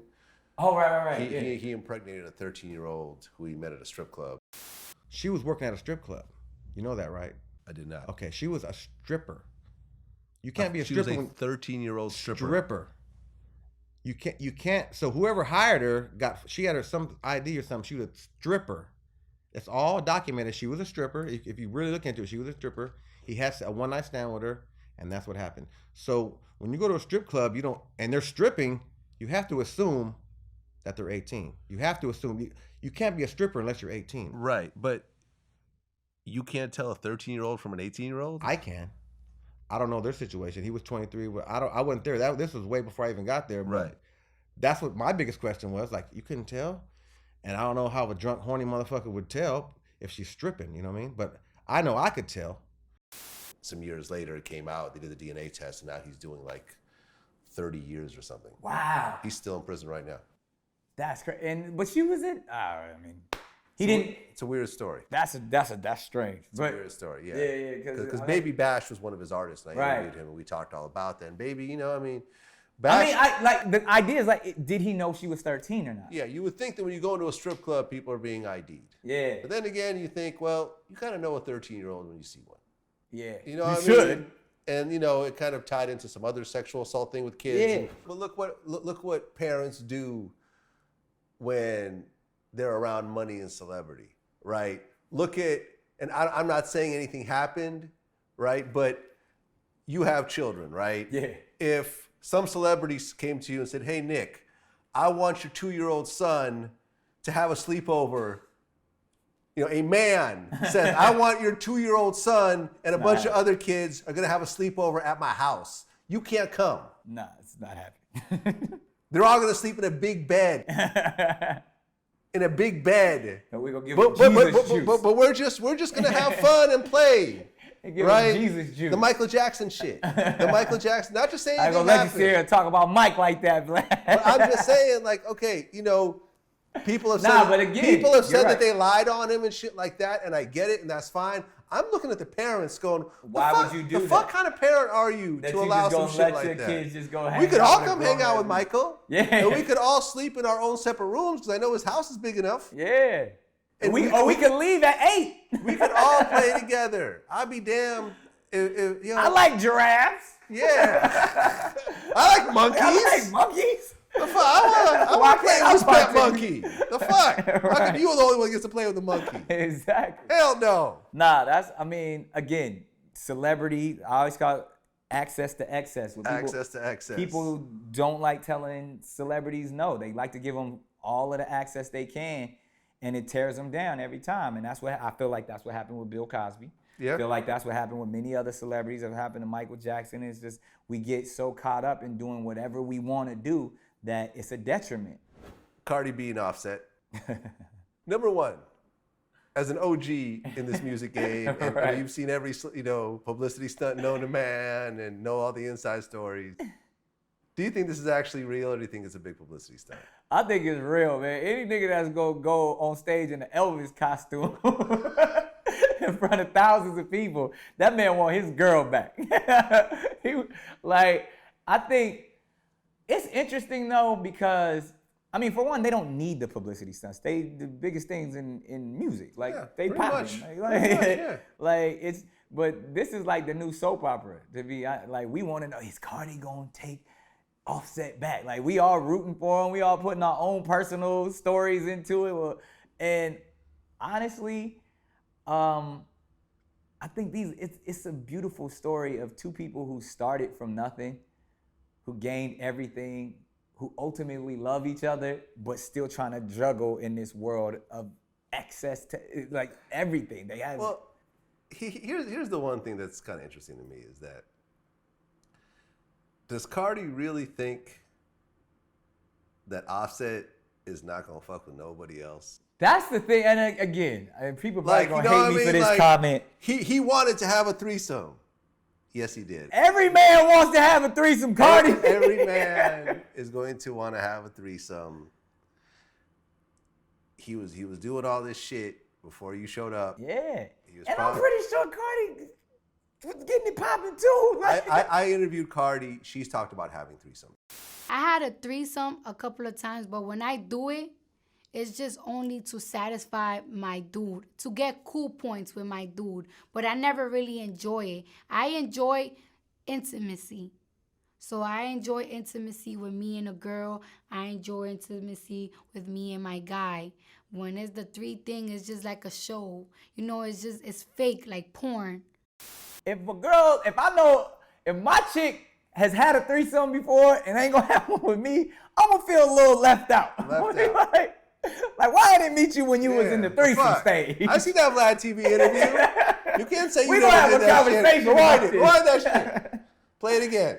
But I think I hope they prevail because I feel like their connection is greater than just that. Because eventually, if you really want to work on your union and you got a child together, it's gonna have to go beyond the superficiality of, me out here wanting this or doing this or making a mistake here. Like, y'all got a family. Y'all got to figure that out. I mean, I just think people put so much emphasis on sex and monogamy. Yeah. It's so unrealistic. Yeah. It's so fucking unrealistic. Especially when you talk about people, who are in the public eye, who,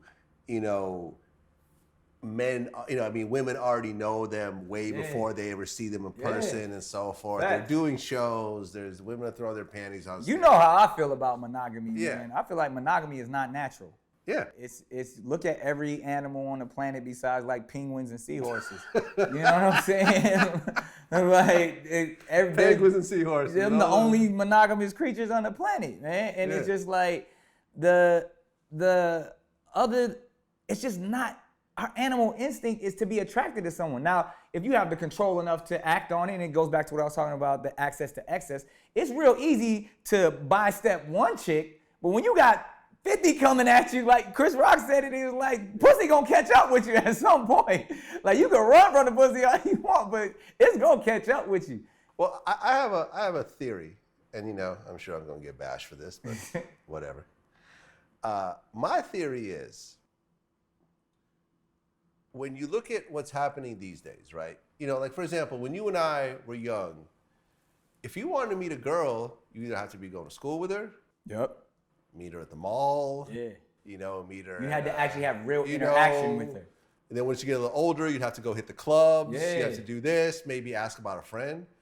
You know, these days, between Instagram, all the Tinder apps, all the you know, you're now in a situation, well, men are in a situation where they have so much more access to women. Yeah. And I think that women have inherently lost that power of sex. It's so crazy. That they've held on to for hundreds of thousands of years, essentially. Yo. You know, and I think that this whole, the Me Too movement is a power grab for some of the power that they've lost. Yeah. Now, I know people are going to get very angry at me, but this is, I've talked to this, I've said this to women and they've actually agreed with me.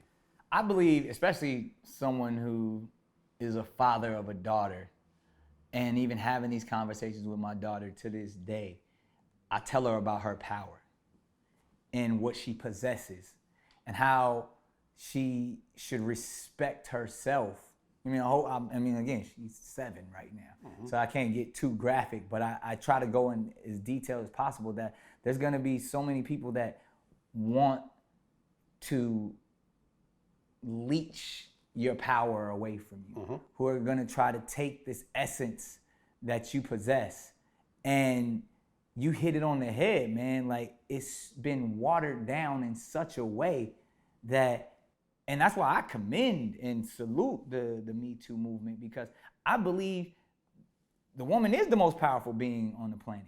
When you look at all that they go through and the energy that they embody and how they chakras are aligned, like that energy is real. But because of the vanity, because of social media, this girl showed me this DM, a plutonic friend showed me a DM that she got, and it says some shit like, this dude slid in her DM. First of all, hit her with the DM with mad stacks and jewelry and hundreds of thousands to let her know who he was, mad paper, and was like, yo, I don't want to be your boyfriend. I just want to fucking take you shopping.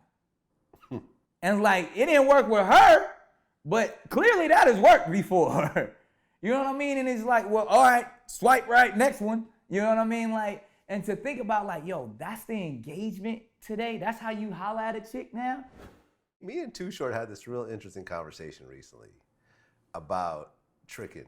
Right. And pimping, or however you want to call it. And, you know, he talked about how just inherently he doesn't trick.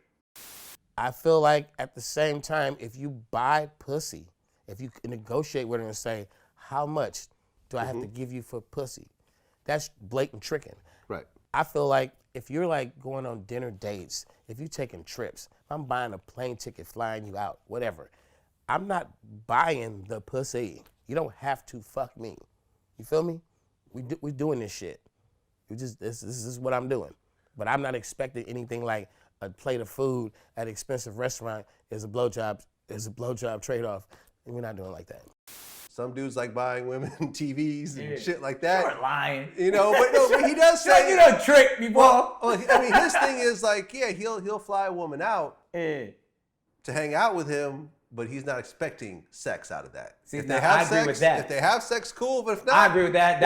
That's short talk. That's real game right there. Yeah, he'll buy a woman because dinner. you're so pimpish, you're so confident in who you are. I'm not even worried about your vagina. You could. I'm enjoying me, and if you want to enjoy me with me, let's go. We'll have dinner together. But I don't expect $39.50 worth of pussy. Now after this is like this bill. I believe myself, Short included, never paid for pussy. Like that, I know Short doesn't have to, never have. I don't know what that experience is like. I will never spend money on vagina.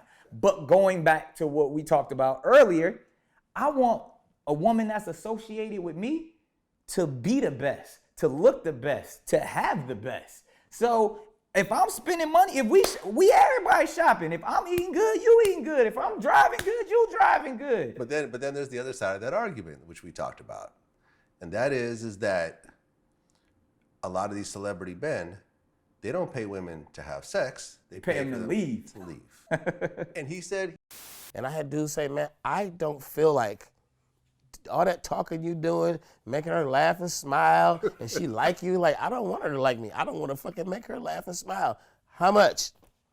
Like, cut the fucking chase. So it take you an hour, 2 hours, 3 hours. It take me 3 minutes, and the deal's done, sucking my dick. You know what I mean? Instead of spending that 2 hours, I'd give her a quick see, like, to me, 300-400, and she fucking me right then, you know. I got 10 too much minutes ego. later. A nut is a nut, man. I could do that by myself. Like, you know, I'm not that like pressed on getting a nut. Like, to me, it's more about the true engagement. I'm like, and that's the thing, like the celebrity shit, I hate that shit because I want to be able to be that dude. I want to walk in the room and you like me for my sauce. Like, I don't want you to like me because you see me on TV or because you liked it. Like, that's whack. Like, I want to be able to have a real conversation. Be like, damn, I didn't know you were that intelligent.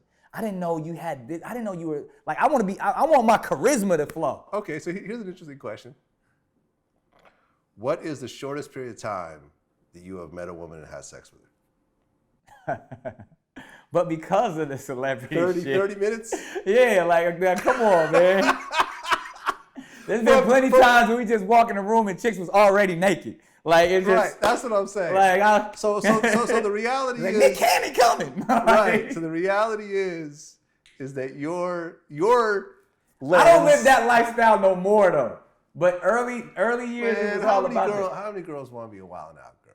I mean, See, but that's, again, you got to be very careful with that. I actually took myself out of that process of choosing the wild and out girls because liability. Yeah, because not even, there's been people that got in trouble and shit just based off of that. I had to fire people because they were promising girls that I'll get you to be a wild and out girl if you sleep with me and do. I was like, yo, you gonna get me fucked up by doing that. Like, you can't do that. Like, and them people that were loosely associated with me, you know what I mean? So I don't play that type of stuff, man, especially when it comes to employment. Like, now, obviously I'm not gonna say, like, of course, I've had girls that I was already sexually connected to and they'd be like, yo, I would love to be a wild and out girl. Okay. Yeah, fine.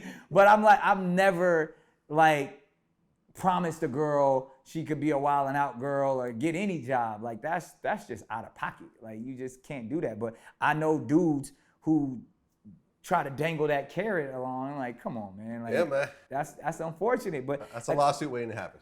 Waiting to happen. That's why I say keep all that away. I'm not even part of that process no more. I hired a full casting company that are ran by strong black women that is like, y'all handle that. Well, I mean, when Will Smith, he did this little thing on his Instagram where he talked about celebrity, and he said, you know, the one thing that he loves being a celebrity, but he said he gets sued around 15 times a year. Yeah. And that's just something he's just accepted. Dangerous.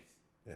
Yeah, I'm saying, I got so many lawsuits, and it's just like, I got some of the best lawyers in the business. I got a strong black woman that'll walk in the room like, what's happening? You ain't getting shit. And she ain't scared of nobody. Fuck you, fuck you. You gotta have countersuing. Yeah, you gotta write legal representation. But again, it's someone like Will Smith who is super solid, whose character speaks for themselves. Yeah. You know what I mean? I think that's always going to prevail. I'm a true believer in spirituality, energy, and stuff. And you put the right stuff out there, it's some stuff that's going to seep through the cracks always, but karma is a real thing, man.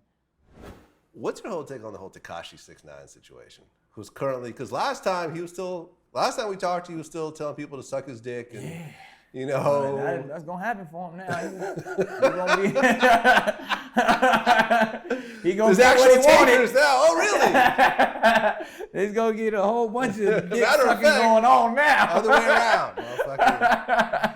I mean, yeah, man. And now he is facing heinous amounts of time. Yeah. Football numbers. He's got a Fed case.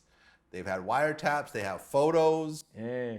They even got that one video Rico. Yeah, they got Rico on him. They got that video where Yeah, it he's looks talking- like he's like, talking you about know, putting 30 yeah, bags yeah. on Chief Keef's cousin. Like, not to say he's actually doing it, but Yeah. on the video it looks crazy. He's talking loose. You know, and all these pieces got fit together, and now his trial isn't until like next September, and they're not letting him out. Yeah, I think too it was crazy. I think the Wild 'N Out tour, we probably had his last show.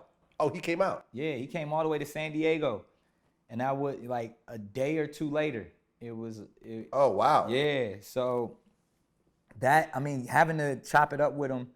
Oh, you guys talked? Yeah, man, he's a good kid. I mean, in the sense of like a normal kid, you know what I mean? Like didn't seem like, you know, some of these guys you talk to him, you're like, yo, he ain't all there. Or he's like, whacked out. Yeah, like super high. He was very coherent, respectful, funny. You know what I mean? Like, and to be like, all you can be is sad for the situation, man. Like the system, whatever it is, whether it's how we allow hip hop to get to a point where this kid came in less than a year, sold this image, and now is facing life for an image.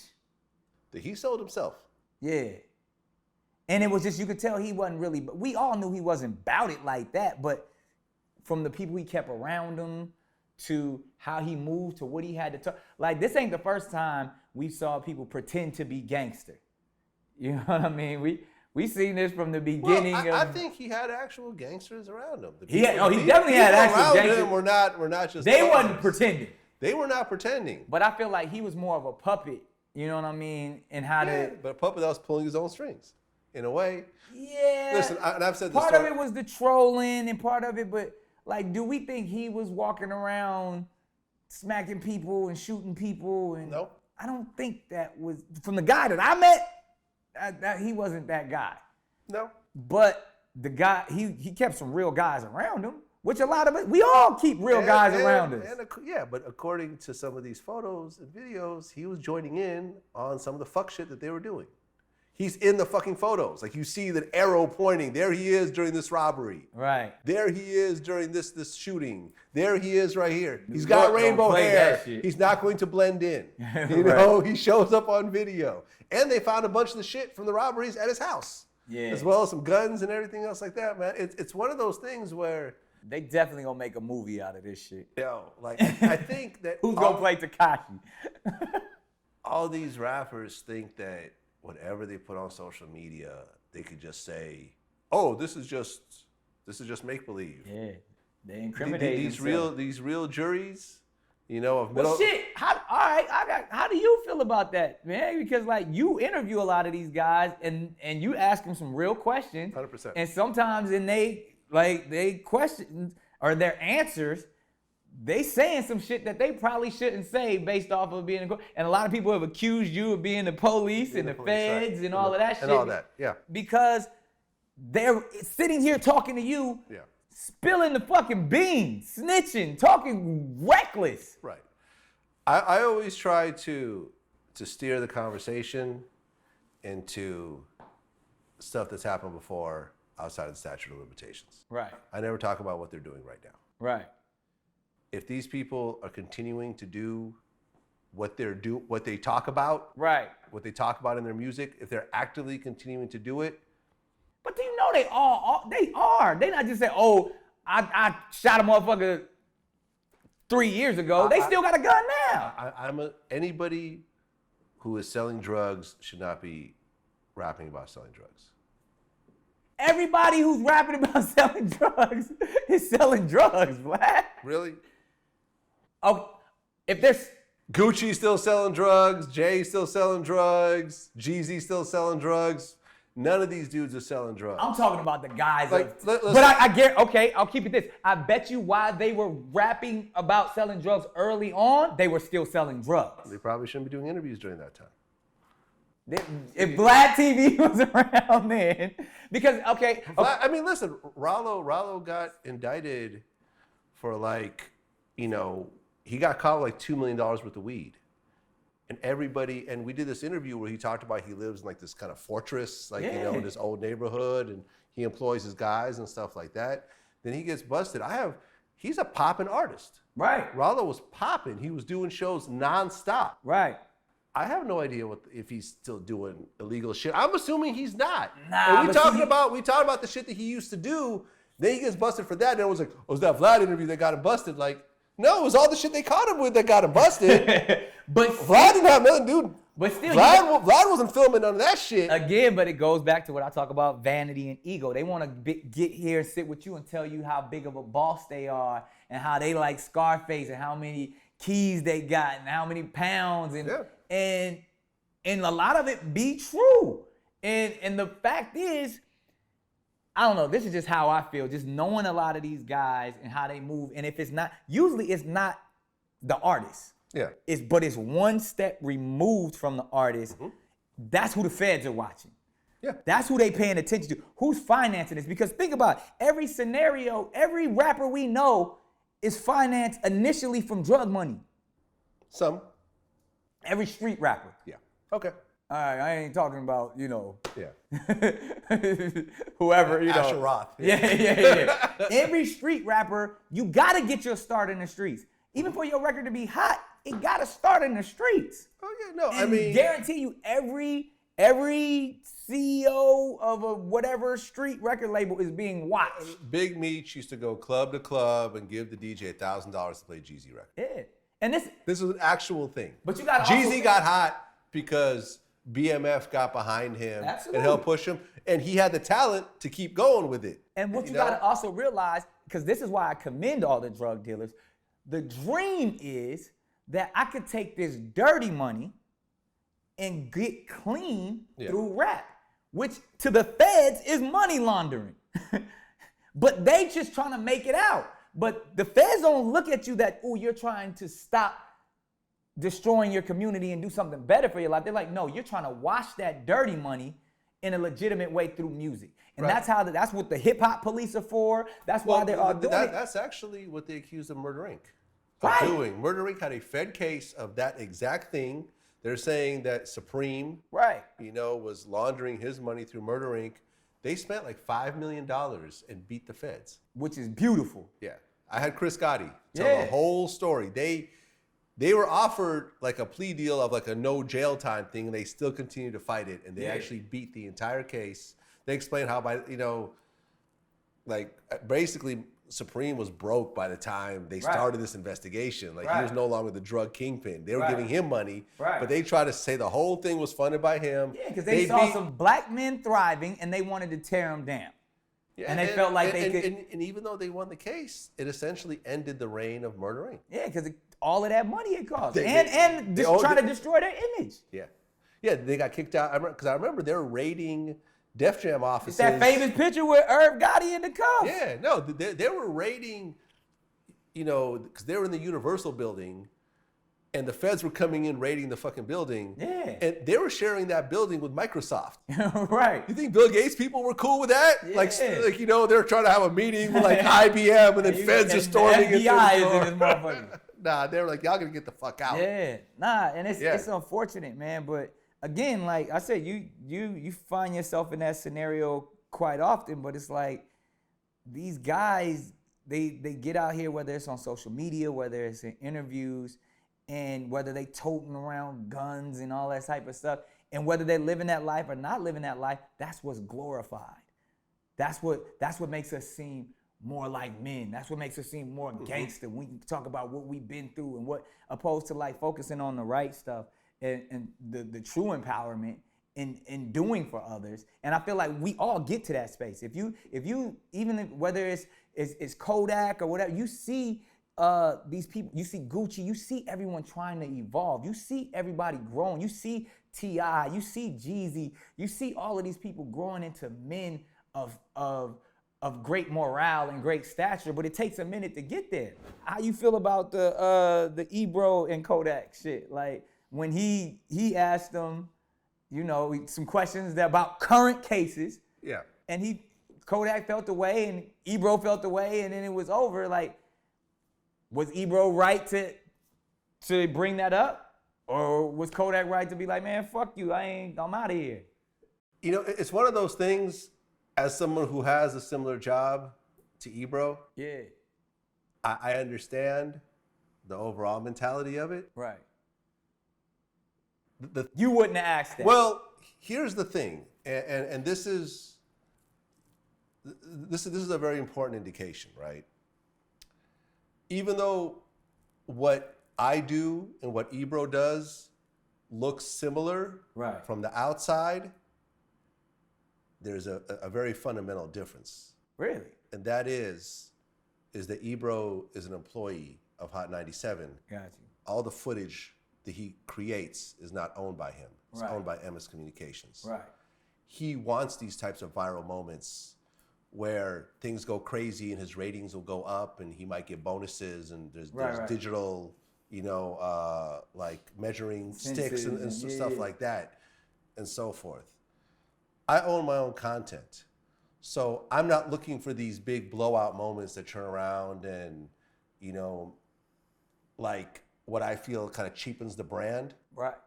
You see what I'm saying? Yeah. I own my footage, and I've actually had these types of blowouts during various interviews. And you don't even. But you don't know about them because Yeah. I scrap them. Right. I literally have the cameraman delete them. There's been a couple rappers that have gotten upset with me in the middle of interviews and stood up and, Right. threatened to leave and that stuff would've like been that. good moments if you'd have They pushed would have them been up. very viral moments, but also what I feel would kind of Damage the integrity. damage the integrity of the platform and make it seem like, I'm going to go to Vlad and just wild out. Yeah. And so forth. So I purposely would take those out. Right. And see if we can continue an interview. Yeah. Or sometimes I look at the interview and say, I'm going to trash the whole interview. Yeah.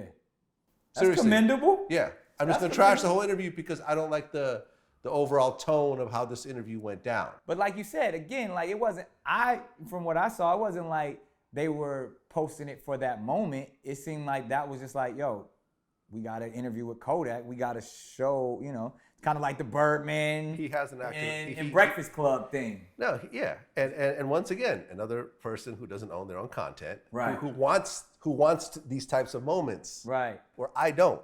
Right. Like I said, I'll scrap it. But the question is, would you have asked that question?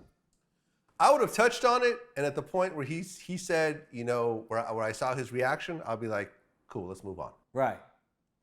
And I may have, and if it started to escalate, I would have probably calmed it down or just taken it out altogether. So when he said, let's change the subject, you'd have been like, okay, that's cool. Let's change the subject. In fact, I've done interviews and people have asked me questions I don't want to answer. I say, no comment. Right. They try to ask me again, I'll say no comment again. Right. I can keep no commenting you forever. Yeah. You know what I mean? Yeah, I'm just here so I don't get fined. Like, you know what I mean? Yeah. Like Marshawn Lynch. That's the whole thing. Like, a person that sits down with me, like, you're not getting paid right now. Right. Like, you could be making way more money right now doing some other shit. Right. I respect the fact that you take time out of your busy schedule as a successful person with an interesting story to share your story on my platform. Absolutely. And I will always show that respect to anybody that I interview. And I feel that if that breaks down to some point by either one of us, I'll just scrap the whole interview or that part of the interview. That makes sense. That's how I feel. I would have said, cool, you don't want to talk about it? In fact, it's an open case. Boom. Yeah. You know what I'm saying? Yeah. I would have kept it moving. In fact, I get a lot of interview offers from people who have open cases that I turn down. Yeah.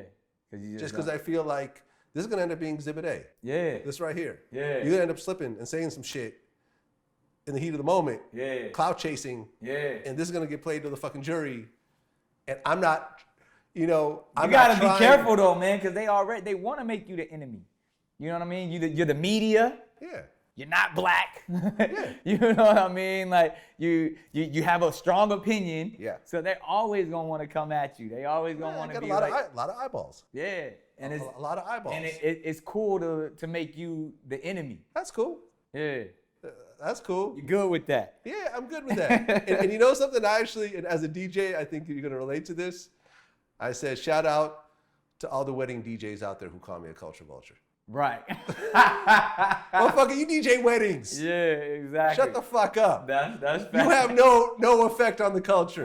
yeah. I do. Yeah, that's all that's right? just animosity. You stop the music to say, for Here Comes the Bride. Yeah, they don't know how much work you was putting in before Nah, Vlad TV. Nah, I was a mixtape DJ. I put in my thing. And that's the whole thing. Like, everyone has an opinion on the shit. And that's cool. With social media, everyone thinks their opinion matters when it really doesn't. But clearly yours does, because your platform is massive enough to shift culture when it needs to. I mean, you saw what happened after our first interview. Yeah. When you started walking around. Yeah, people You know? love, hey, it's the hood. The hood was like, yo, them Vlad interviews. Like, I was like, all the other millions of things, all right, let's keep You it know I'm going. on network television, right? Right. You know that, On right? a few different channels. A few different channels, right? The Vlad joints, people love it. You know how many seasons Wild Out's been happening, right? Right. Oh, you have a show? Really? Yeah, Freeway Ricky told me the same thing. Yeah. He said he was doing Joe Rogan and he has a documentary on Netflix, but he said everywhere he goes, yo, I seen you on Vlad. I seen you on. That's why he keeps coming back. He's Yeah. like, yo, he's like, this is. That's it. You know, That's it. It is what it is, man. Facts. It's interesting, you know, because we were talking about Offset earlier. Migos said they're the best group of all time. Yeah. And they have somewhat of an argument. I mean, what is the genre? I'll give them a genre. This is like the Jacquees King of R&B argument. You know what I mean? Like Another they're- interesting one. Yeah, if they want to say they're the best of this genre of trap, the best trap group ever, absolutely. They want to say the best of this generation, absolutely. But are they better than the Jackson 5? Like, are they just groups in general? They better than the Beatles, the Beach Boys? Like, but are they, if they saying hip hop, did somebody forget about Outkast? I mean, I love Bone Thugs too, but Outkast. Yeah, I mean, Bone Thugs weren't too happy about that. Yeah, but yeah. Technically, who has more hit records, Bone Thugs or Migos? I think Migos now. Like, okay, so this is again, because I've been seeing the numbers and posting streams and stuff. First of all, it's two totally different times. 100%. I don't know if people, how many Migos records, and this goes for Migos, Drake, Kodak, everybody, Lil Uzi, everybody who's popping right now, 25 years from now, how many of their records are we still gonna be like, yo, that one was classic? I think Bad and Bougie would definitely last the That's test one. of time. Fight Night, Versace. Maybe Versace. Versace and Bad and Bougie. 25 years from now. Yeah. Now, Because Crossroads is still bumping. Bone Thugs, Crossroads, Thuggish Ruggish Bone. Matter of fact, I don't. First of the month. I mean, in the hip hop community, I can't think of another more appropriate song at a funeral than Crossroads. Yeah. Think about just that. Yeah. When somebody passes, if they were a hip hop fan, the first thing you're probably gonna think of is Yeah, Bone. I mean, and even like they did a song with Phil Collins. You know what I mean? Like that was global. Like I don't know. Again, Bone Thugs was one of the greatest groups in hip hop. Migos is definitely hotter now than they were at their peak. I can give them that. That's a very valid point right there. Yeah, Migos are definitely hotter. are hotter right now than Bone Thugs was at their hottest point. Absolutely. Yeah. But song money generation, like even just the publishing on Crossroads, the publishing on, I don't know if they own their publishing, but the publishing on First of the Month, like that record, that's still an active recurrent, is what they call it. You still hear those songs on the radio today. Yeah. Like, I don't know how many Migos songs I'm gonna be hearing 20 years from now. Yeah. That's just my opinion. you're And I right. say that, like I said, I say that about Drake. Like Drake got hits upon hits, He has but more we're hits. in this time. He has more hits than anybody. Yeah, we're in this time of He got more snaps oversaturation. than the Migos. No, he got more snaps than the Beatles. Yeah, but that's because people just drop an album every week. People Yeah. like the cycle is different. Yeah, no, the Beatles would work like 2-3 years on an album. Yeah. And just drop the White Album, and it's like it takes over. Yeah. See, but now, Bobby Brown toured on Don't Be Cruel for 7 years. Right, because then there's the R&B, And I gotta hand it to Jacquees. I love it. The fact that crowns aren't given to you, you have to take them. Yeah. You know what I'm saying? Like the fact that he says I'm the king of R&B, and I can't actually name a single song. Hey, it's I'm a Jacquees fan. And man. I think, and we've interviewed him before, and I think it's dope because like fuck it, now all these people know about him who've never heard of it are gonna go and check out his music. And these young girls love him. Oh, they do?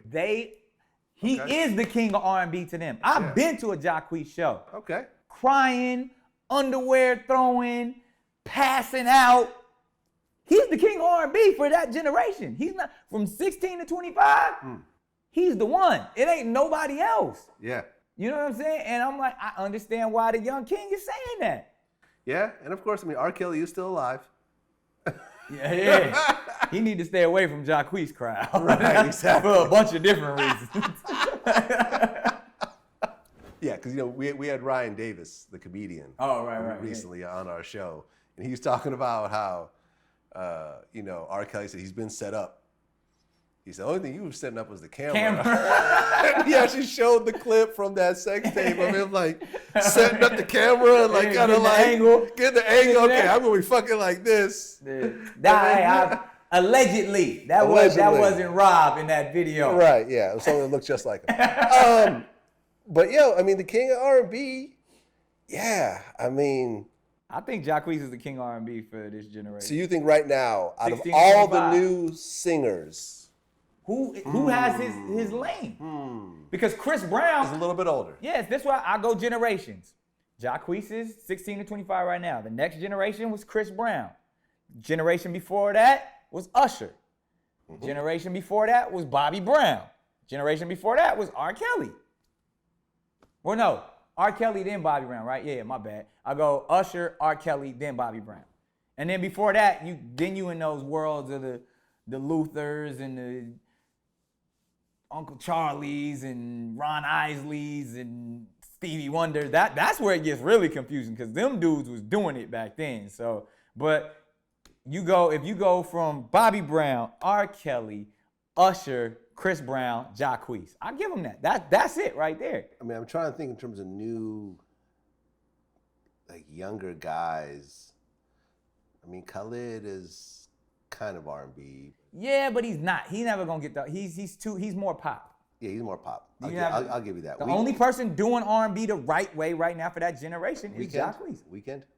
He's not. He's more pop, and he's an older, like a little bit older. Yeah, he's in Chris Brown's. You're right. generation. Post Malone is kind of a rock. Yeah, he definitely ain't R&B. Some other shit. Yeah. But that's what I'm saying. Jacquees is the king of R&B. Man, is Jacquees really the king of R&B right now in terms of the new generation? Who in this new generation? I've been to a Jacquees show. These little girls are passing out, crying, and throwing their little draws on the stage for Jacquees.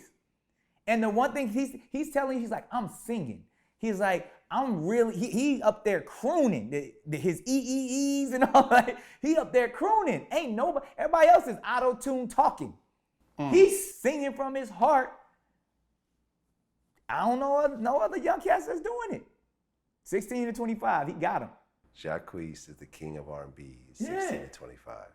And that's all he was ever saying. He stated that in his statement. He said, for my generation, I'm the king of R&B. And it got everybody else all revved up. And, you know, we all know who the kings are. We know Chris was the king before him. There could be many kings. We African. There's several nations. There's several generations. Chris, Usher. I want R. Kelly, of course, and then I want Keith Sweat and Bobby. Them is I'm debating. Yeah. I'm debating. Yeah. I know those two. It's Keith or Bobby. I don't know who really got it of that 80s New Jack swing era. We had to ask Teddy Riley who was better, Bobby or Keith, because he made them both. Do you ever make the Forbes list? I told you I don't like being on the Forbes list. Have you ever been on one? I don't think so. I think because that's gimmicks. You get your publicist to get you on that. That's not like that's not real. I mean it is, like the numbers are probably real, but like I said, I know it's several years I made way more money than the people that was on there. I don't know. It's never really, I don't like people to know how much money I have. No, I feel you, man. I feel you. That has a the cost. The stuff that's public, like, you know, we made several millions of dollars on the Wild 'N Out tour, maybe, allegedly. Allegedly. Or like I just, again, like I don't even like to talk about money. Like the stuff that's public, you know, fine, but other than that, I don't really like people knowing how much money I got. Right, because recently, I guess they announced that Jay-Z and Kylie Jenner are actually tied on the Forbes wealthiest celebrity list. Crazy. That's crazy. Kylie Jenner. See, what I think At this point, I don't think Jay-Z's publicist has to pitch him for Forbes. I think they just assume he's on there. But Kylie's, I feel some spin in there. There's some spin. I feel there's a little spin in there. I'm not necessarily rocking. Somebody's publicist made a call and they know the attention she could get. And if we say that she's the equivalent to Jay-Z and it's the #1 spot, it's gonna make news everywhere. Yeah, I mean, we covered it. I'm just saying. We fell for debate. It's hard. It's gonna be hard for me to believe that Kylie Jenner is making as much money as Jay-Z. But I mean, I commend it. I don't know, man. I don't know that Kylie. The cosmetics line? Because remember this? Tell me about this. Remember when they said Jessica Simpson was a billionaire from all of her endorsements, and Jessica Simpson had created $1 billion, and then and Jessica Alba has $1 billion. Like niggas just like throwing that number around because it makes gives you more attention to the product. Right. Oh, this is $1 billion. Remember when they were saying the Olsen twins were worth $1 billion? I see where you're going with this. All these motherfucking billionaires, huh? Why they ain't on the Forbes list no more? Right. They made $1 billion one year and the motherfucker just disappeared. 0 the next year. Right. Yeah, no, that's a great point. Media, it's man, like they manipulate you. Yeah, you could basically say, I mean, yeah. Great publicist. I could say I'm a billionaire. Certain people will believe me. Yeah. No, I'm saying because Vlad. We're gonna put you on the Forbes list this year. We're gonna put you on the Forbes list. And I used to, but then it's like, yo, I don't want people to know how much money I have. That brings you nothing but problems. It's actually interesting. I'm not gonna say who told me, but someone very close to the situation said the real reason why Jay-Z broke it off with Dame Dash was because every year he wasn't making the Forbes list. And he felt it was because the money was split over there at Rockefeller. Someone very close to the situation. Wow. I don't just. I can feel that energy. You know what I mean? Like that may not be like the pinpoint reason, but like if he's saying like, just take the Forbes list out of it. Yeah. The fact that I got to split my entire company with somebody and I can go do it on my own. And then after it happens, who continues to make money? Yeah. And who kind of treads water? Yeah. Make another J. Yeah. You know what I'm saying? I want to see them dudes get back together though, man. Just in some kind of way. Like, Jay's a good guy. Have you spent time with Dame Dash? I have. He crazy, but I love him. Really? There would be no Jay-Z if it wasn't for Dame Dash. You have an absolute point there, but I think that once there was a Jay-Z. Who he's not? He was supposed to stop being himself. He a Harlem nigga. That's what I'm saying. Like, I spent some time with Dame Dash, and I'm not going to spend any more time with Dame Dash. I love. We had our words at one point. I'm like, yeah, he called you a culture vulture.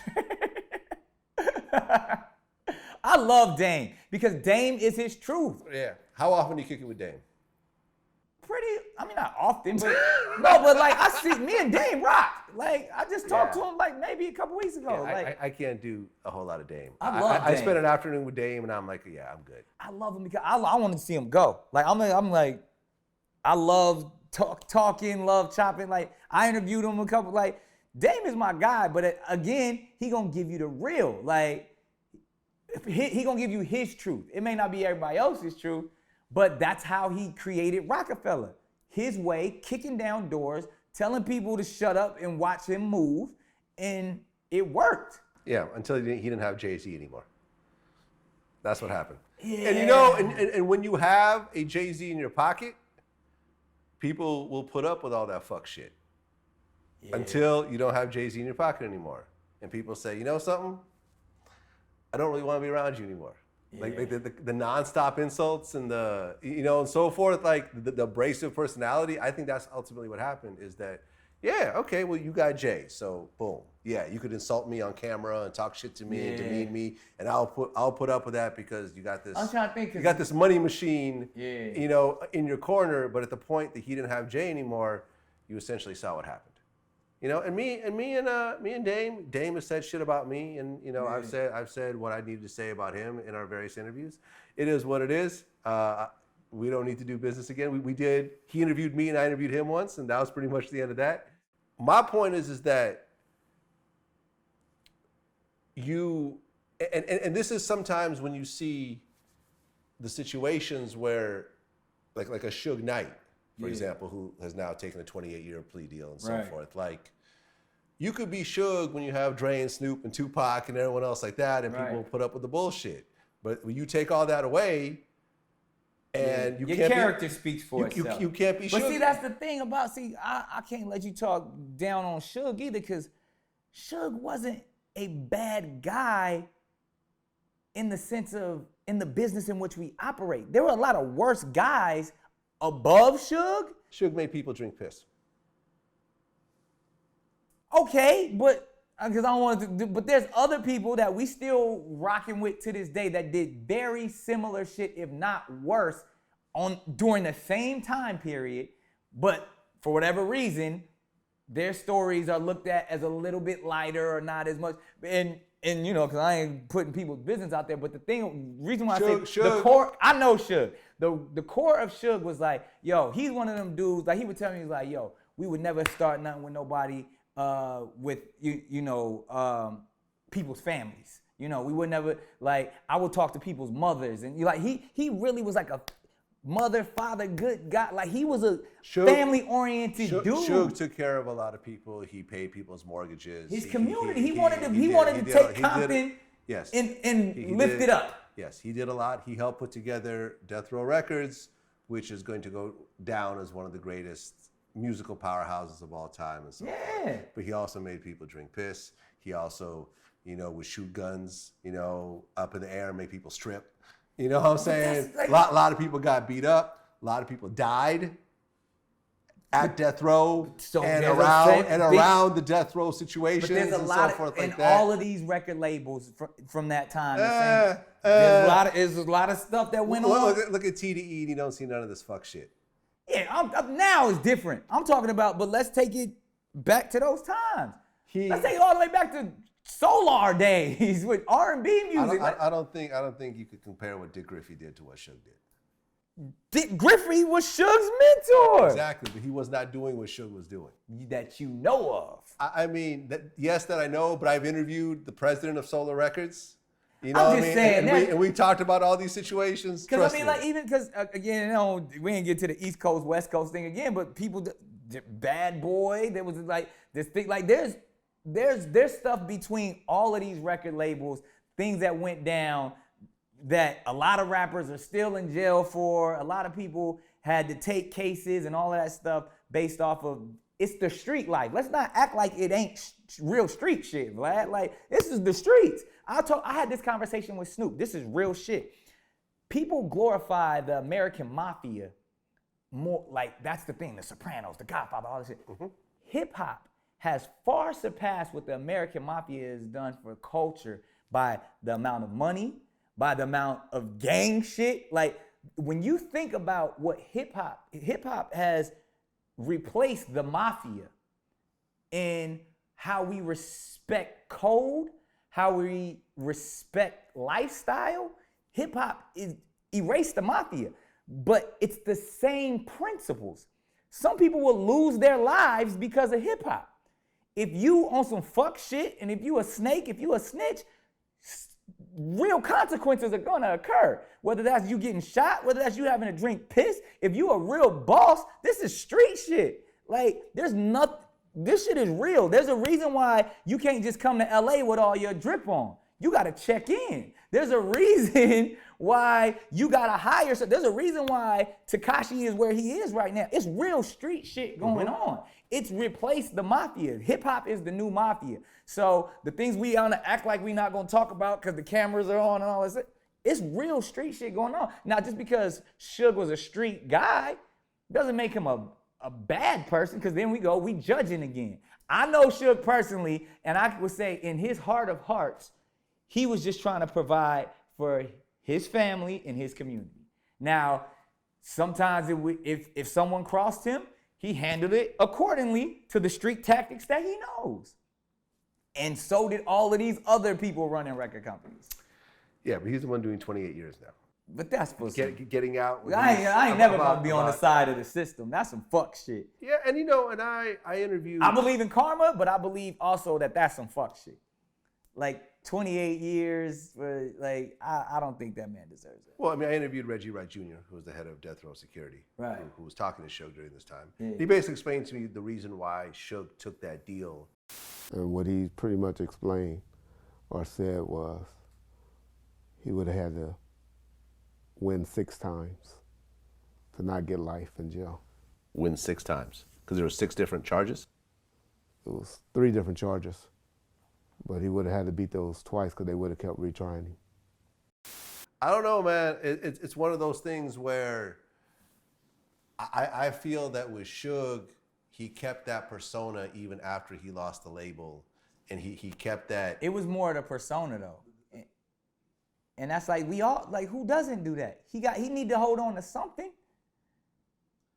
Man, if Suge was just that cool dude with the death row stories, he could have gotten reality shows. He could have gotten various deals. He came to me. He wanted me to produce some stuff. Okay, how did that go?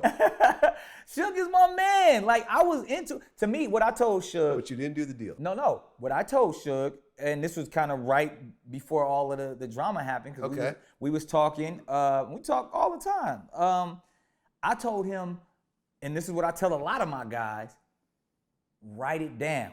This is what I told Freeway the same thing. Like, I was like, you have the greatest stories. You've never been able to tell your side of the story. Mm-hmm. Forget the reality show. They just gonna mistreat you and produce you the right way. I know Straight Outta Compton is out, but no one knows Suge's story from Suge's point of view. And I told him that. I even talked to him while he was inside. I told him the same thing. I was like, yo, you in there writing? Well, I mean, by the time this comes out, the documentary on Showtime that Antoine Fuqua did on Suge is out. Right. You know what I mean? I can't wait to see it. Me either. But that's what I'm saying. Like, but I told like the value in the written word, as we all know, but like from his point of view, like some of the stuff, like first of all, Suge is one of the greatest storytellers in the world. I don't know if you ever get a chance to just talk to him, however, over the phone or whatever. When he tells stories, like he would be telling me stories about the Eazy-E days, like before they had beef, like when that was his partner. You know what I mean? Mm-hmm. Like all of it, like his stories of just playing football, like his stories of just like this kid from Compton who just wanted to be the best, wanted to do security, and then ended up running a hip hop empire.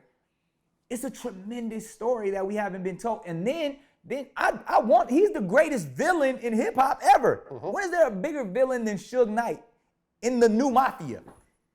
He's the Gotti of hip hop. He's the Godfather. Absolutely the John Gotti of hip hop. Yeah. I cannot think of a bigger villain in hip hop, but then again, he also played it up. But in the most sensational, dangerous element of entertainment, you're the biggest villain? Like, it's like the Avengers. Yeah. You got the gun. Yeah, that's Thanos. Yeah, he's the Thanos. Thanos look like Suge. Like, Thanos kind of looks like Suge. This is true. You know what I mean? Like, why not? Like, that's the big, it'll go down in history. Like, Puffy will go down as freaking Bugsy. You know what I mean? He'll go down as the Sam Rothstein, the dude who was able to just finesse it all up. Yeah, people don't look at Jay-Z like a villain or anyone else like that. Yeah, they look at... The biggest villain in hip-hop is Suge Knight. He needs to tell his story from his point of view. Give him that opportunity. You know, and he said something interesting. There was an interview that came out. I think like Jay Mix or one of these guys that do a lot of Tupac stuff. He did a conversation, did an interview with Suge over the phone, and Suge said something interesting. You know, he said, "You don't have to worry about your enemies as much as you have to worry about your friends." Absolutely. Your enemies cannot borrow your car. Yeah, Enemies can't borrow some money from you. They're not inside your home.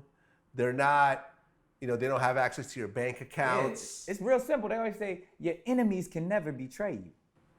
Mm-hmm. Only your friends. Yeah.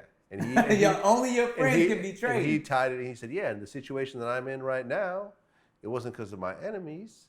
It was because my friend told me to come out there and everything's going to be cool and, this, that, and the third. It was because of a friend. Yeah. And look where I am right now. Yeah. It wasn't because of an enemy. Yeah. It was because of a friend. Yeah. That's how we're gonna end it. There it is. That's what it is. Nick Cannon, always a pleasure. Always. Until next time. Yes, sir. Peace.